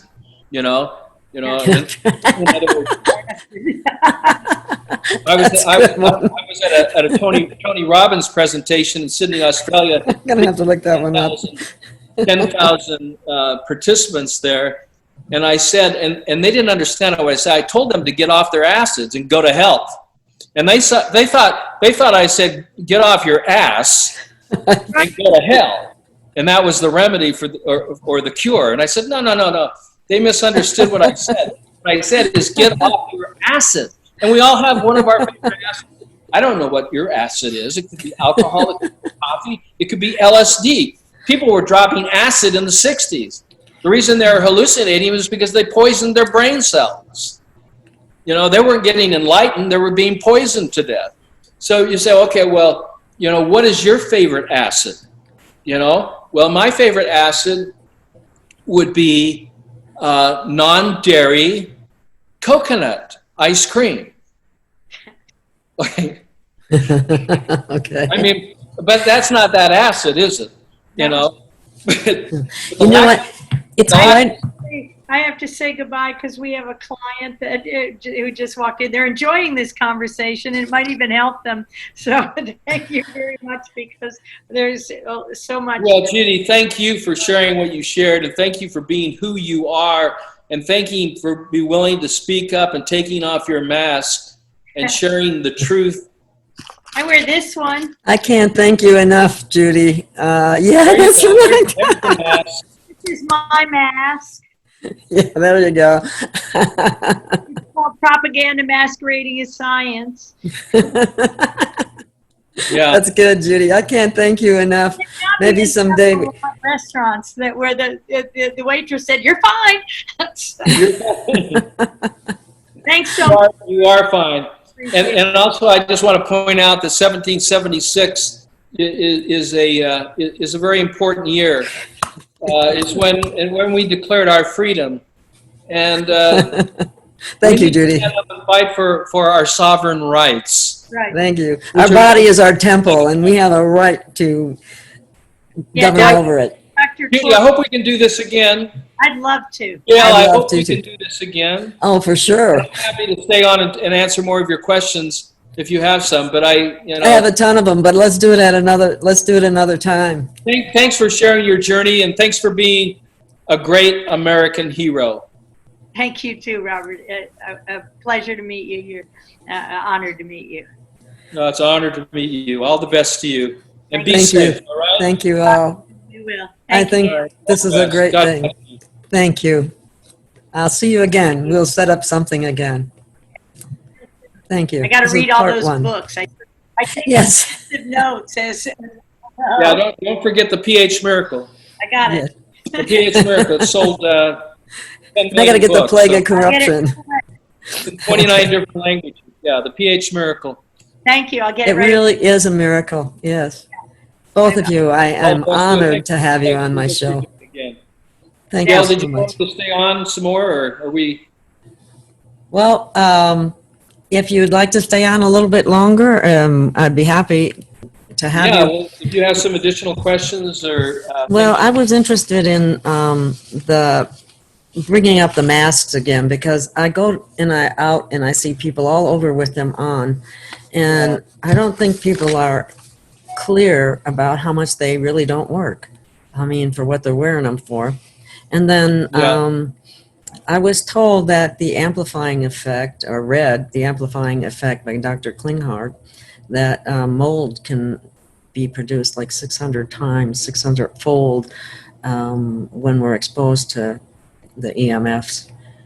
And we have a lot of that in our body too. We've covered some of this, but well, probably one of the biggest things is you have what are called astrocytes in the brainstem, which control homeostasis, controls acid-alkaline balance, controls the amount of toxins, to try to get those out of the body through what is called the lymphatic system.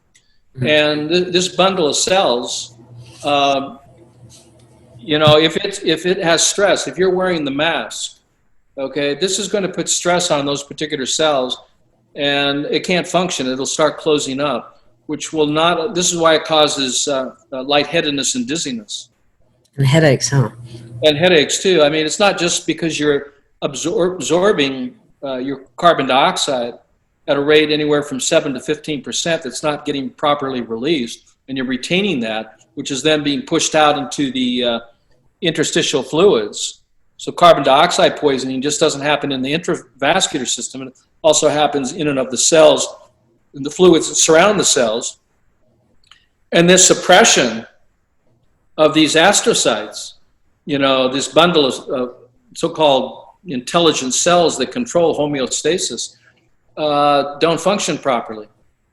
And you'll find that your head will move forward, your shoulders will roll forward. You'll start feeling lightheadedness, shallow breathing, possibly tingling in the toes or in the fingers. And if it continues, you can actually pass out. And so that's people why a lot have. of people are pulling their mask down and allowing air to go in through the nose, which is properly inhaled, and then exhaled through the mouth, but they're breathing carbon dioxide out through their nose. They've got to get it out somewhere. Yeah. If not, then it has to be dealt with internally. And that compromises the internal environment, which can lead to cellular breakdown, giving rise to the corona effect. It can lead to cells disturbing what is called the zeta potential of the cell. The zeta potential has a negative charge, and if carbon dioxide is there, that compromises that zeta potential, causing cells to stick together, creating what a French word called rouleau, meaning the chaining, like pennies, chaining of red blood cells, which and then aggregating those cells into clots, which will not allow them to go into the pulmonary system to replenish or to release their carbon dioxide and replenish themselves with oxygen to take back out to general circulation and peripheral circulation.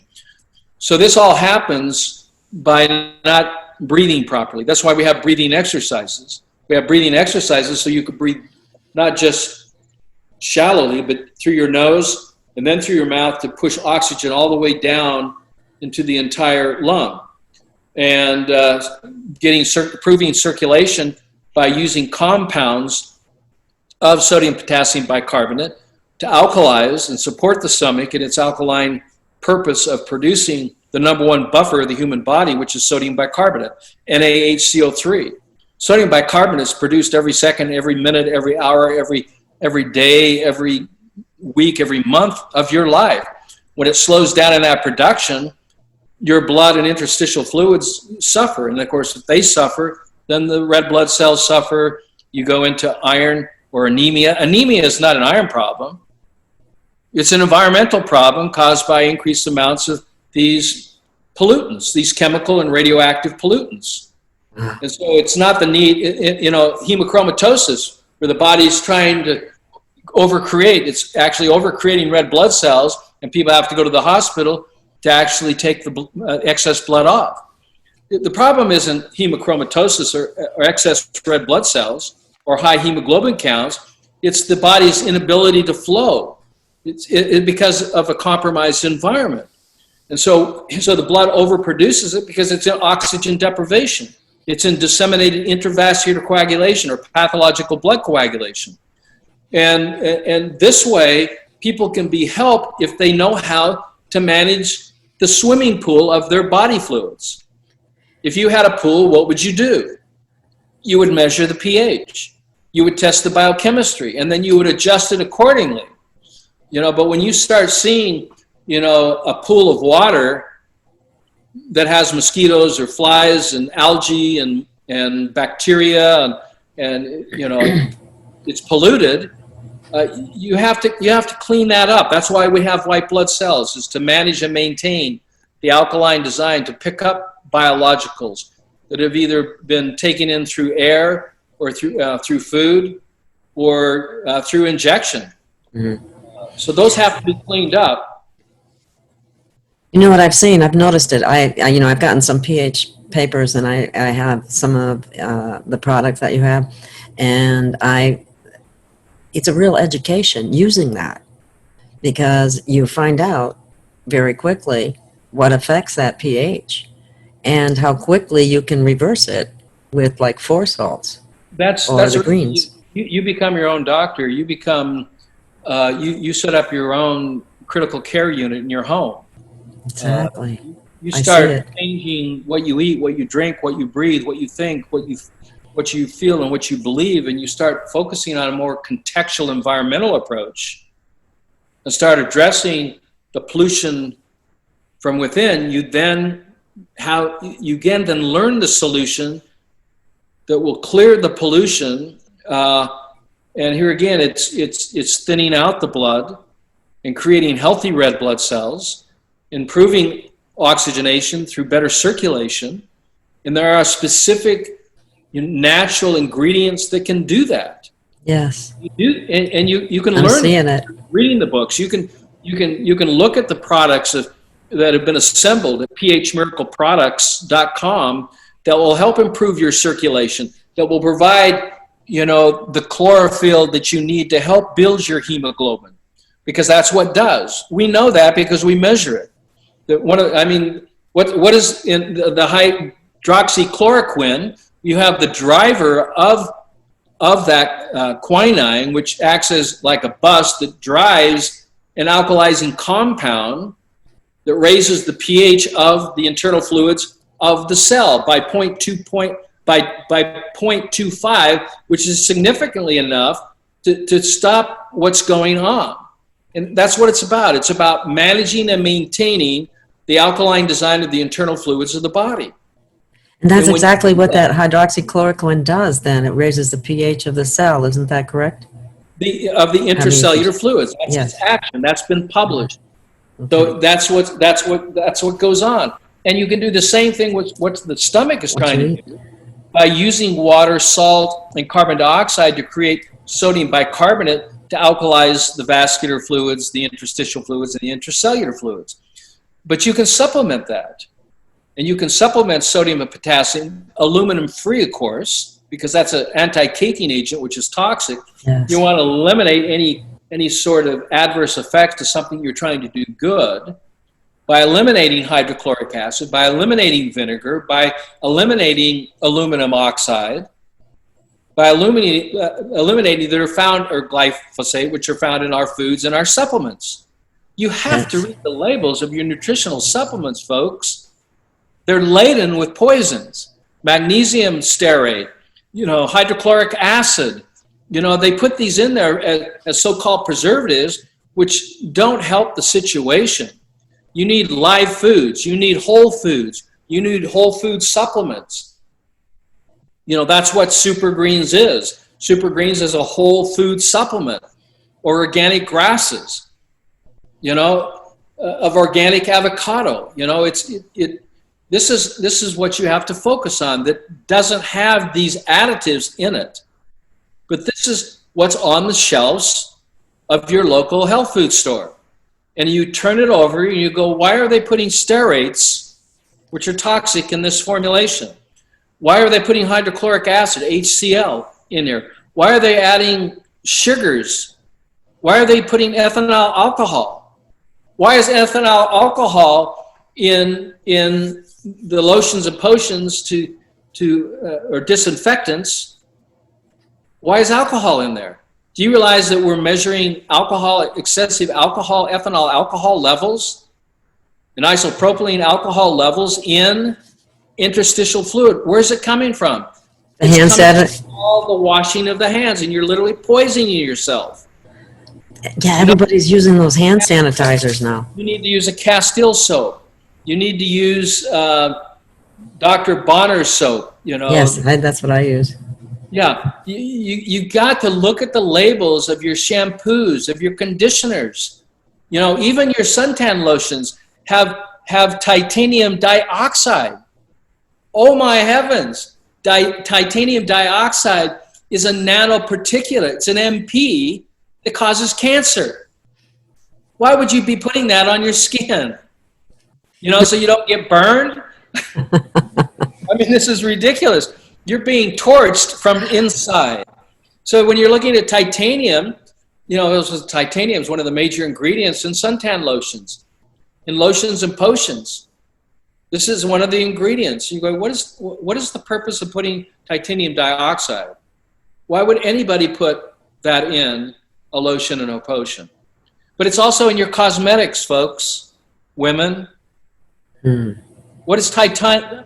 You're literally poisoning yourself, and you're wondering why your breasts are inflamed with inflammatory ductal cell carcinoma, which is actually an inflammatory condition, not a cancer condition, if you live in Europe. If you live in America, they treat it like cancer.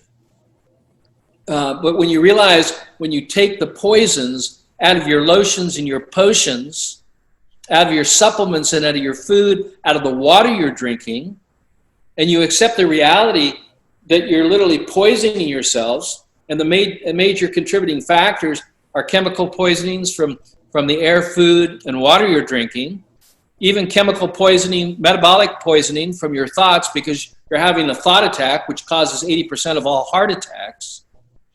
And you wonder, why can't I achieve health? Why can't I start thriving? Why can't I feel that energy that I felt in my youth? And the reason is because your cells are swimming in a polluted pool of fluid, which is not being measured by your very well-meaning doctor because they don't have the tools or the education to do it. But guess what? It's not like this hasn't been offered to Washington, D.C. It's not like this hasn't been expressed to 2 different presidents of the United States. It's not for the fact that when I was called up by CNN and said, Dr. Young, we want you to come and be on our show with Michelle and talk about food. And while I'm sitting in the hotel 30 minutes before I get a phone call and say, we need to cancel your appearance on the show tonight with Michelle. And I said, why? You flew me out here.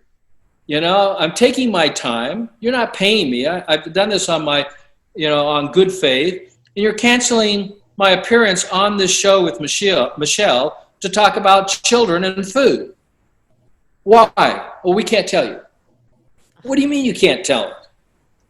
I said, I come this far, you can tell me.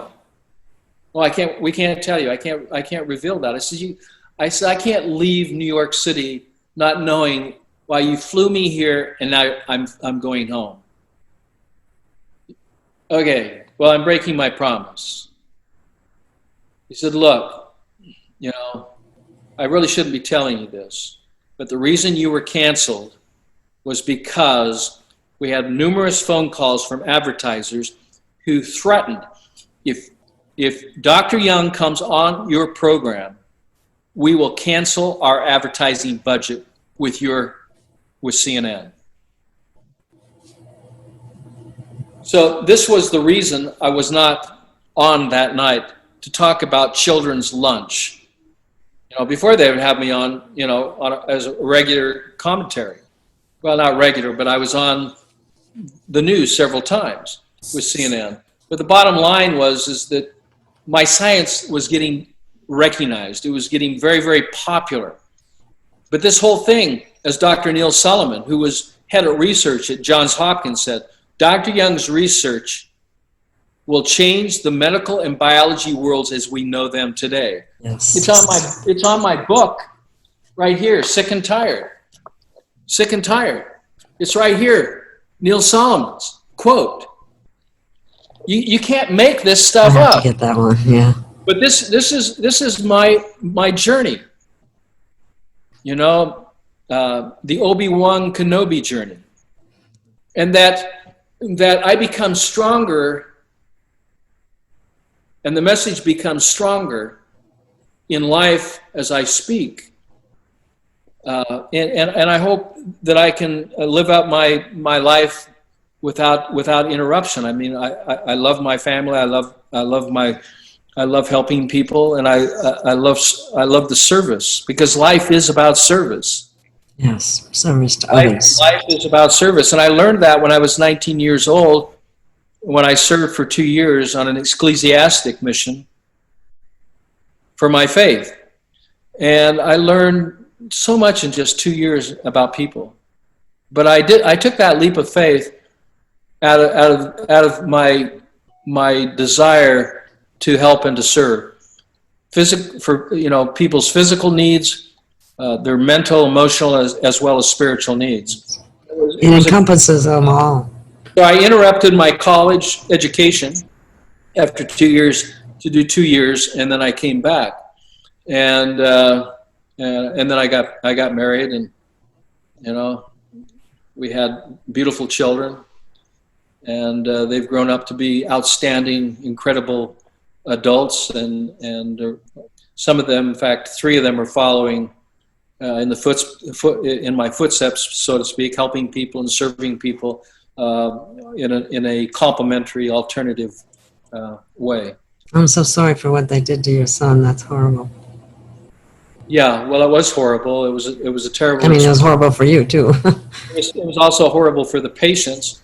When we were exercising together, they took me out and arrested me on just outside our gym there on the property, and then I wasn't seen for another 40 days and 40 nights. And the reason I didn't get out the first day because my bail was $1 million for doing what? $1 million for helping people. Yeah. So this is what happens when you have That judge should be in prison.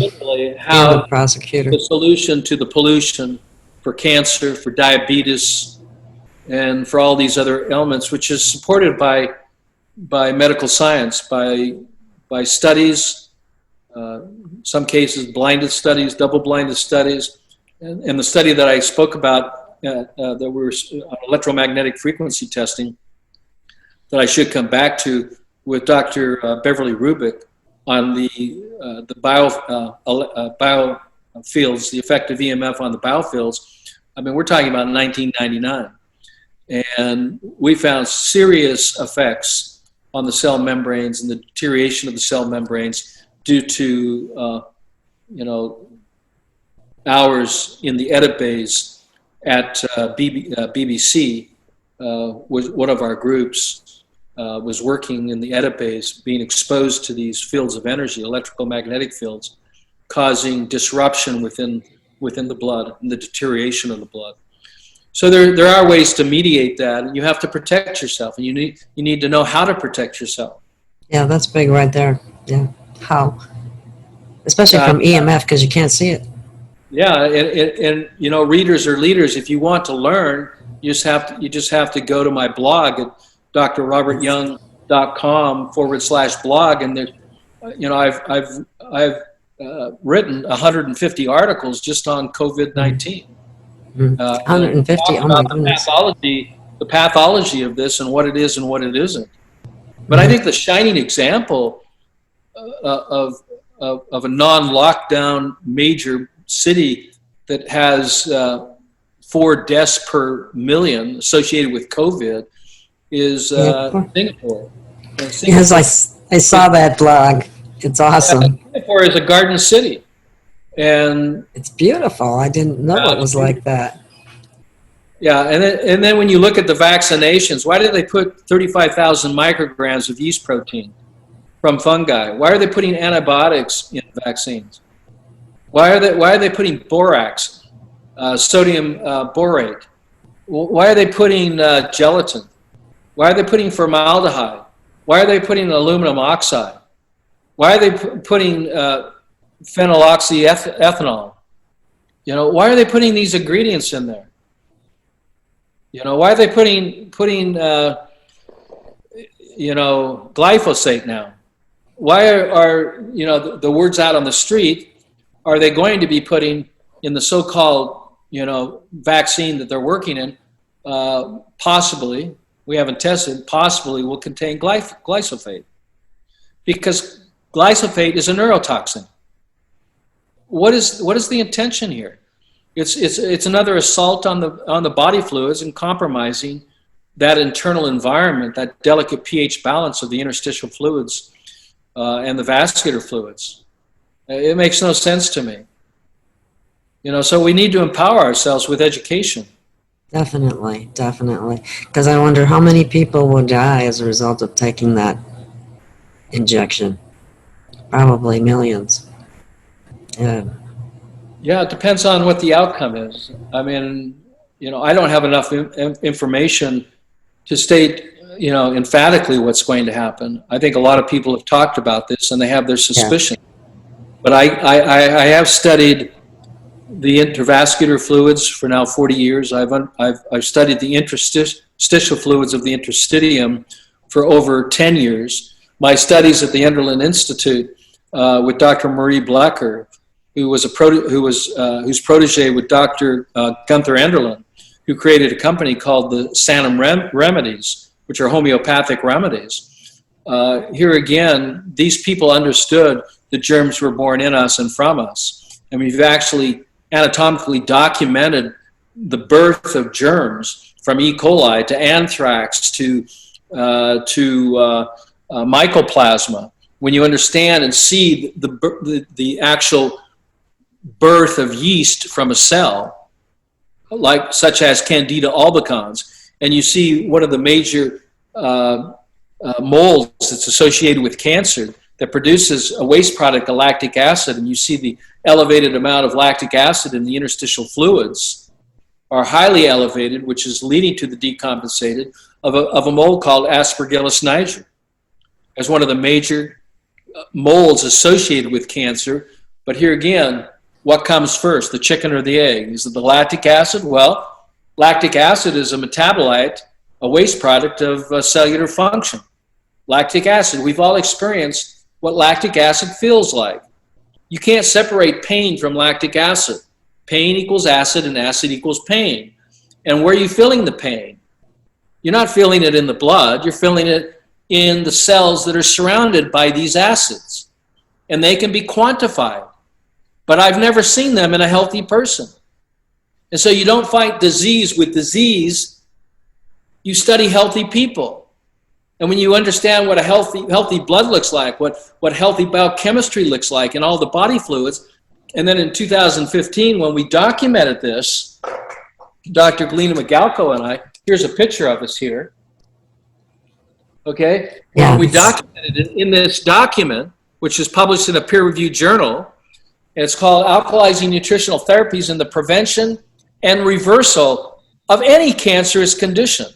Any cancerous condition. And that you've proved that out using third-party research scientists at the University of Southern California. And you can actually see, the actual testing instruments that are using and all. Oh, I want to see that book. Yeah. All the quantitative information that outlines what the chemistry is for all these body fluids, which includes the intravascular, intracellular, and interstitial fluids. What you have now is a blueprint for health. Wow. You have the blueprint, and you have the baseline. The baseline. People that are healthy are within this baseline. People that are not in this are off this baseline having symptoms. How do you bring it back? Well, then what you do is you look at the treatments. Does this treatment contribute to health, or does it take health away? If we take that out, isn't that what House was doing on his sequel? These guys were investigators. They say, well, let's take these drugs out and then let's put one in and see what happens. Okay, but we're not talking about drugs. We're talking about foods. We're talking about nutritional support. We're talking about natural, things that are found in the body. Sodium bicarbonate is produced, like I said, every second of the day. And it's produced by the lining of the stomach. Unfortunately, one of its waste products of sodium bicarbonate production is hydrochloric acid, which does not digest food. It falls into the gastric pits, never to touch the food. The stomach is alkalizing your food, preparing it to be biologically transformed in the crypts of the small intestine at a pH of 8.4. But this is not being taught. It's not. No, it's not. I can vouch for that. And the reason why it's not being taught, because it doesn't match the narrative. Which Once is again. a disease model. My model, Dr. Galina Migalko's model, is a health model. This is the model for health. This is how you slow down the aging process.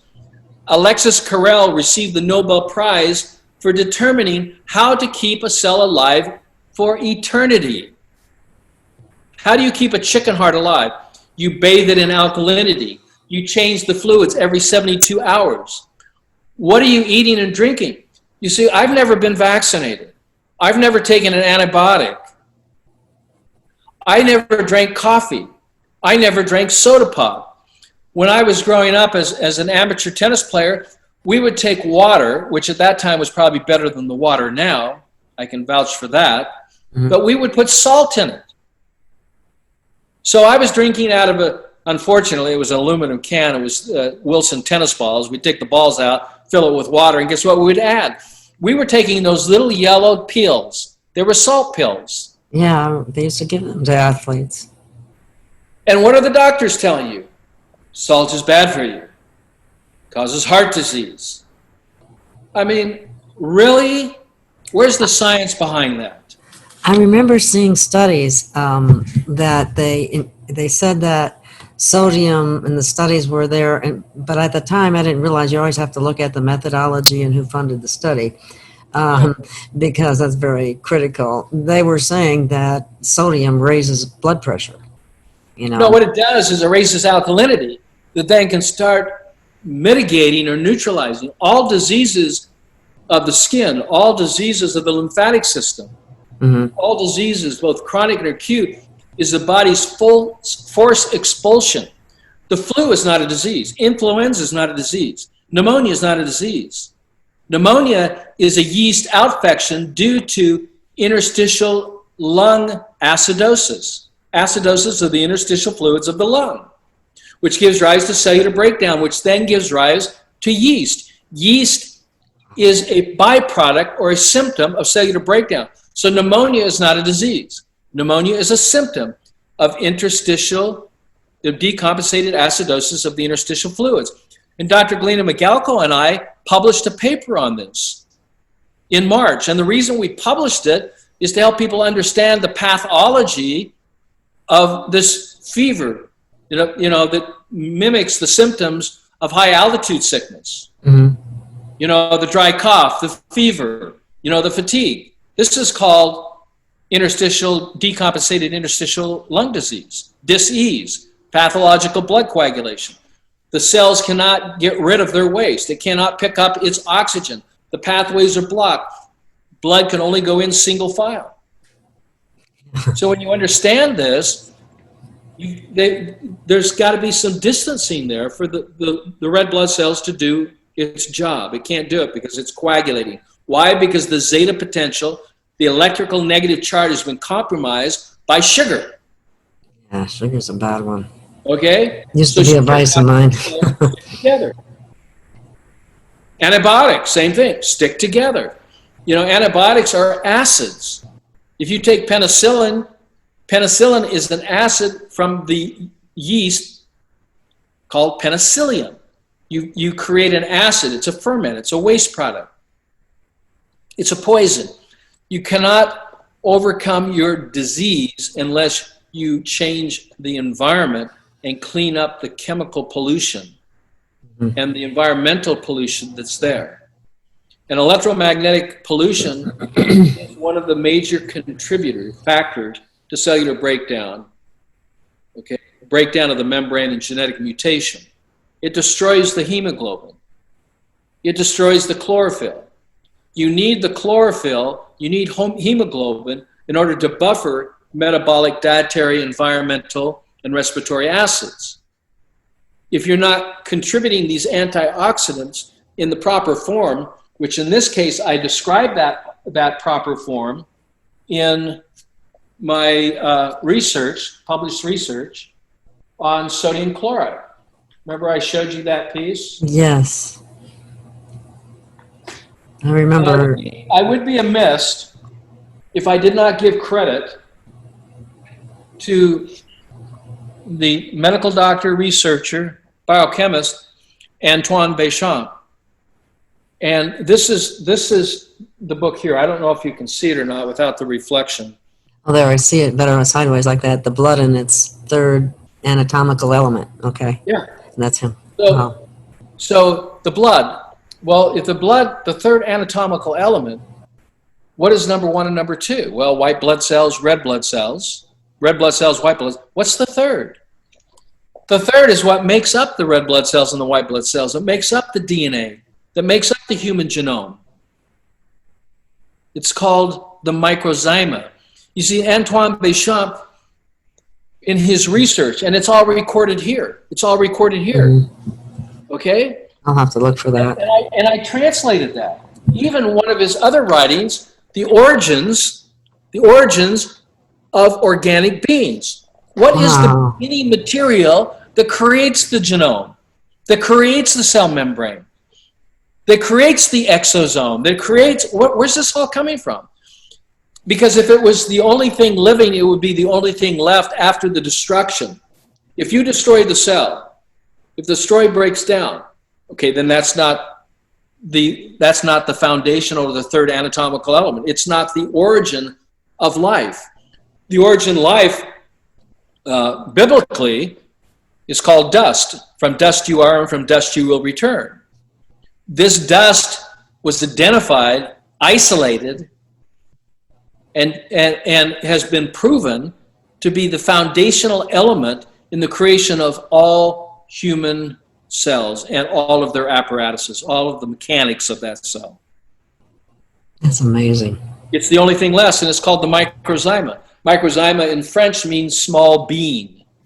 It's the intelligent small being, a living, indestructible anatomical element which cannot be created nor can it be destroyed. And when I was given, when I was in Egypt, some of the dust remains of one of the pharaohs, without going into great detail who or how I got this, bringing that back and then reconstituting it into its environment of vascular fluid, not vascular with blood, but salt water at the proper pH. Guess what happened? There was a resurrection of life. Oh my God. Wow. There was a resurrection of life.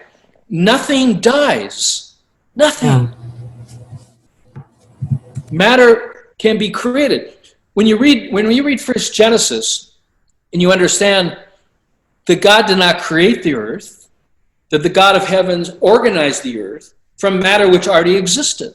Because matter cannot be created nor can it be destroyed. It can only change its form and function. And when we're looking at viruses or bacteria or germs, viruses by others than I that define what viruses are, Dr. Hildreth, who said, well, in all purposes, that the virus is the exosome. Well, the exosome, if it was the virus, it would be the only thing left after its destruction. If the virus was living, it would be the only thing that was left after its destruction. It's not. It's this dust. It's the pharaoh's dust. It's the microzyma.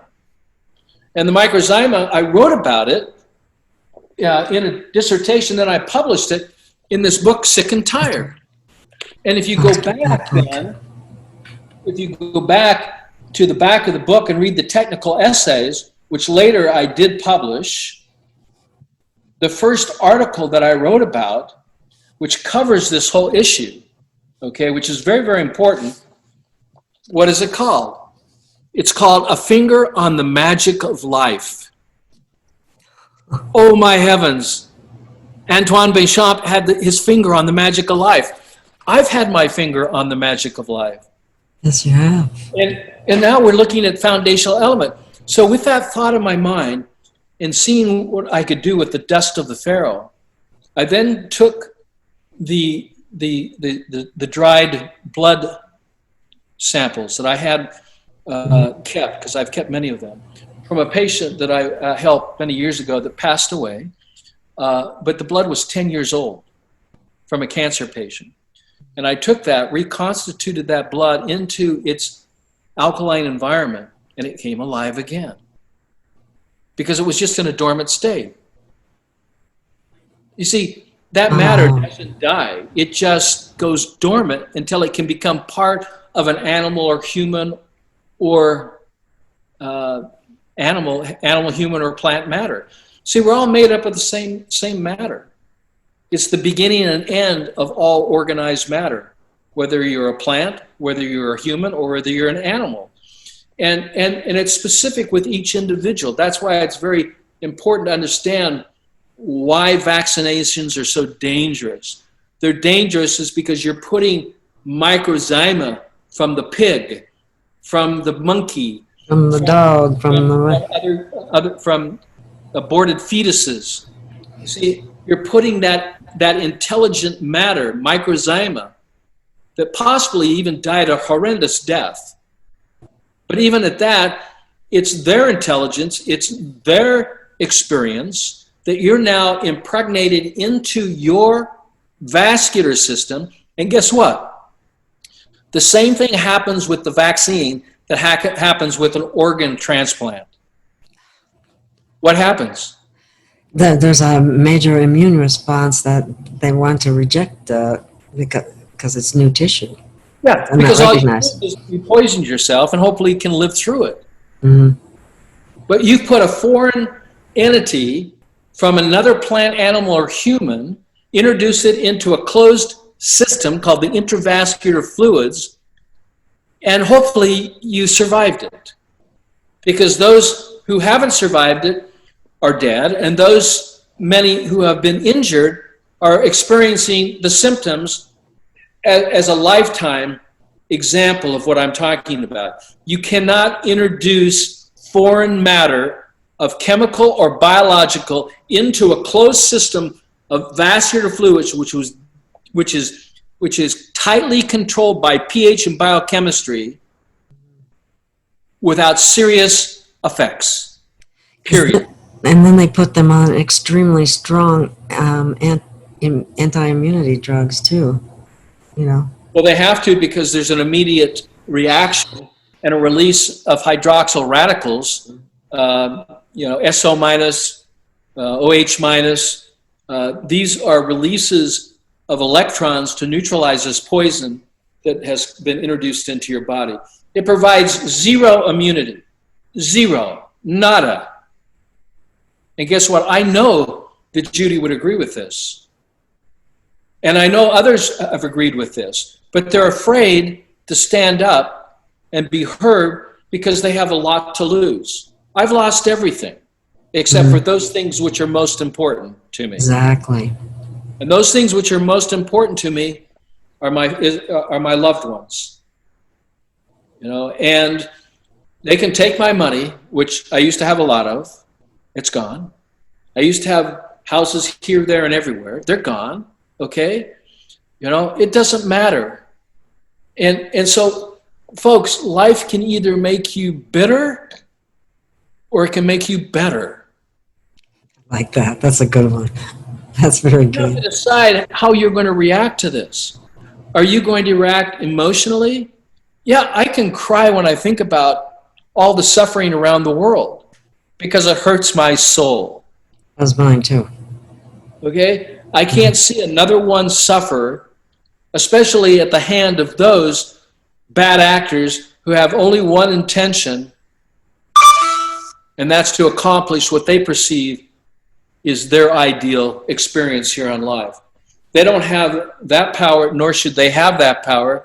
They should not have the ability to take that away from any of us, regardless of whether you're black, brown, white, or yellow. It doesn't matter, because when you look at the blood, and I've looked at blood in over 170 countries. When I was taken out, Dr. Glean and I went to over 30 countries at their invitation. And we lectured around the world, in 1 year. We traveled for about a year and a half speaking at their expense, because I didn't have the money to do it. But as soon as I got up, the demand was, can you come here? We want to know more. Can you teach us? Can you help us? Can you speak at the university? Can you write articles? Can you publish in our magazines, in our peer-reviewed journals? Can you be on the editorial board? These are the honors of men. But I don't serve men directly. I serve the only living God who I know on a personal basis. I know that he has entrusted me with tremendous amount of insight and knowledge, which if I would not share, I would be accountable for that. And so, yes, I traveled to Israel. Yes, I traveled to Egypt. Yes, I traveled to Malaysia, and Australia, and Japan, and Russia, and Europe, and London, and in England, and Ireland, and we literally went all over the world. Why? Because each one needs to teach one, and we need to empower all of us with this very important message. And this message is disease is born in us and from us. And if we learn how to maintain the alkaline design of our internal fluids through a lifestyle of cleanliness and purity, and that we look at the quality of our food and the water that we're drinking and the air that we're breathing, and then we start we look at some of the pinnacles of what a society, if there is a tremendous amount of people that are attracted to Singapore, and we look at what they're doing and how they're reducing their carbon emissions, their black carbon, their carbon dioxide, their carbon monoxide, their cyanide, their dioxides, et cetera, et cetera. They're doing that with plant life. Yes. And they're doing that by creating a garden. If we start realizing that if we really want to be healthy, and I took this advice, at a very early age, if I had the wherewithal at that time, this is what was being told to me, I would go out and buy, and this was the Secretary of Agriculture, by the way, for the United States. He said, if I knew what you knew, Dr. Young, and had your resources, and I had your life, which I had, this is at the age of 29, ahead of you, I would buy a farm and become a farmer, because you need to eat what you grow and grow what you eat. And that has always stuck with me. And so I came to California, not because I was arrested twice in Utah to escape that, because we still have our residence in Utah.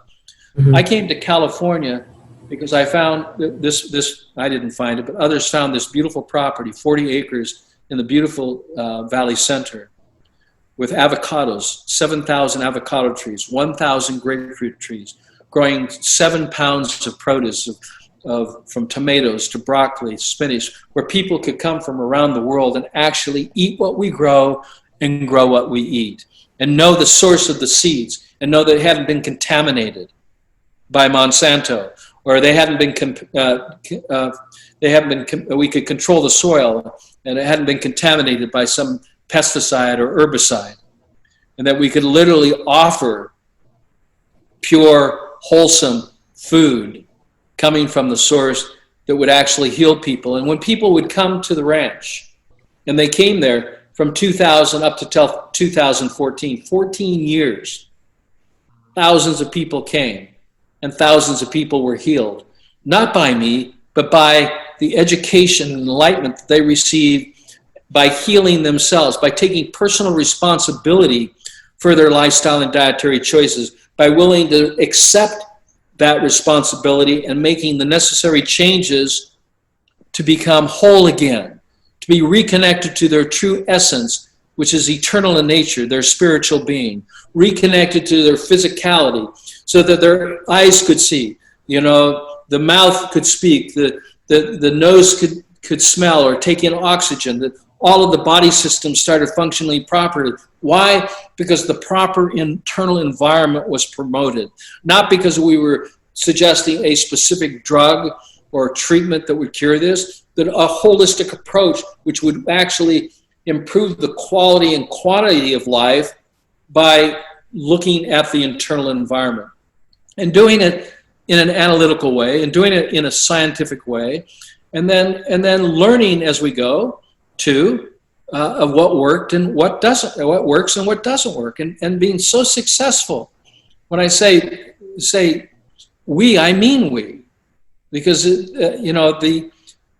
yes, team doesn't have an I in it, but it does have a me in it. And if you kind of rearrange the letters here, but it's not just me. It's all of those people that contributed, from Dr. Antoine Béchamp, to Dr. Gunther Enderlin, to Dr. Marie Blecker, to Dr. Livingston Wheeler, to Dr. Nason Gaston Nassans, to Dr. Galina Magalko. Dr. Young.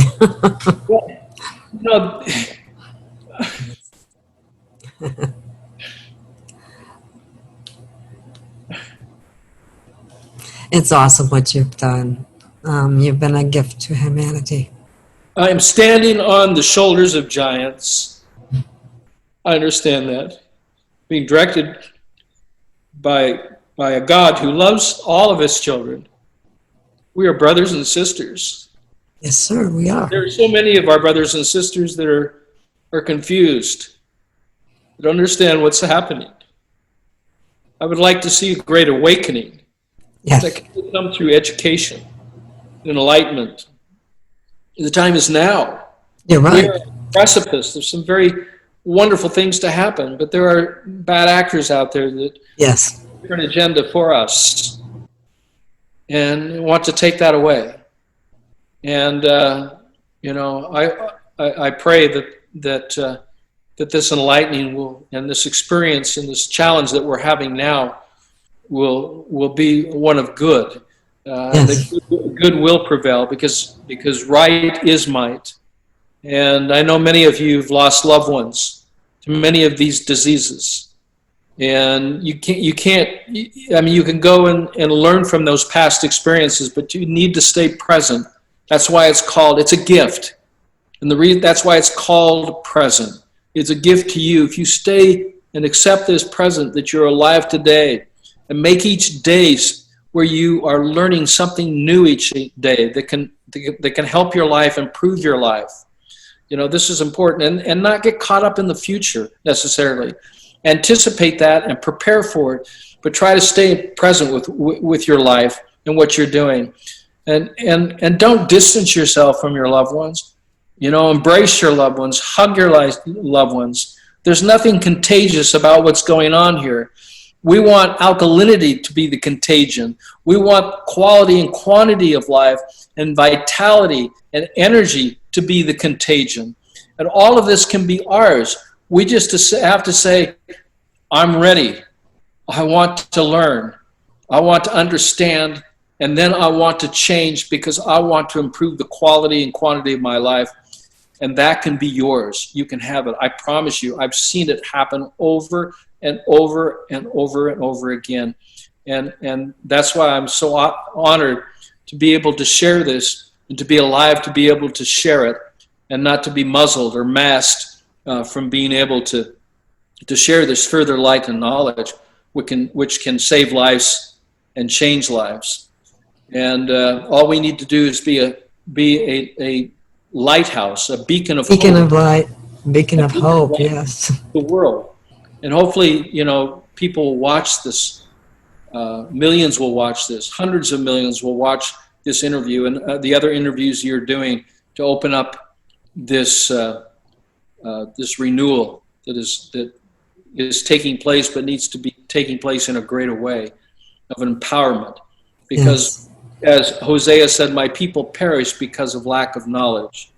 It's ignorance that is killing us, and that knowledge can be had, and it can be had now to empower you to a better life, to a better future. Well, that's a wonderful note to end on, and we need to stay in our heart and stay in the now. And that's what you do, and that's what you promote, and the education that you offer is tremendous and empowering. I like that word. Thanks for making it all possible. Thanks for sharing, and thanks for all that you're doing.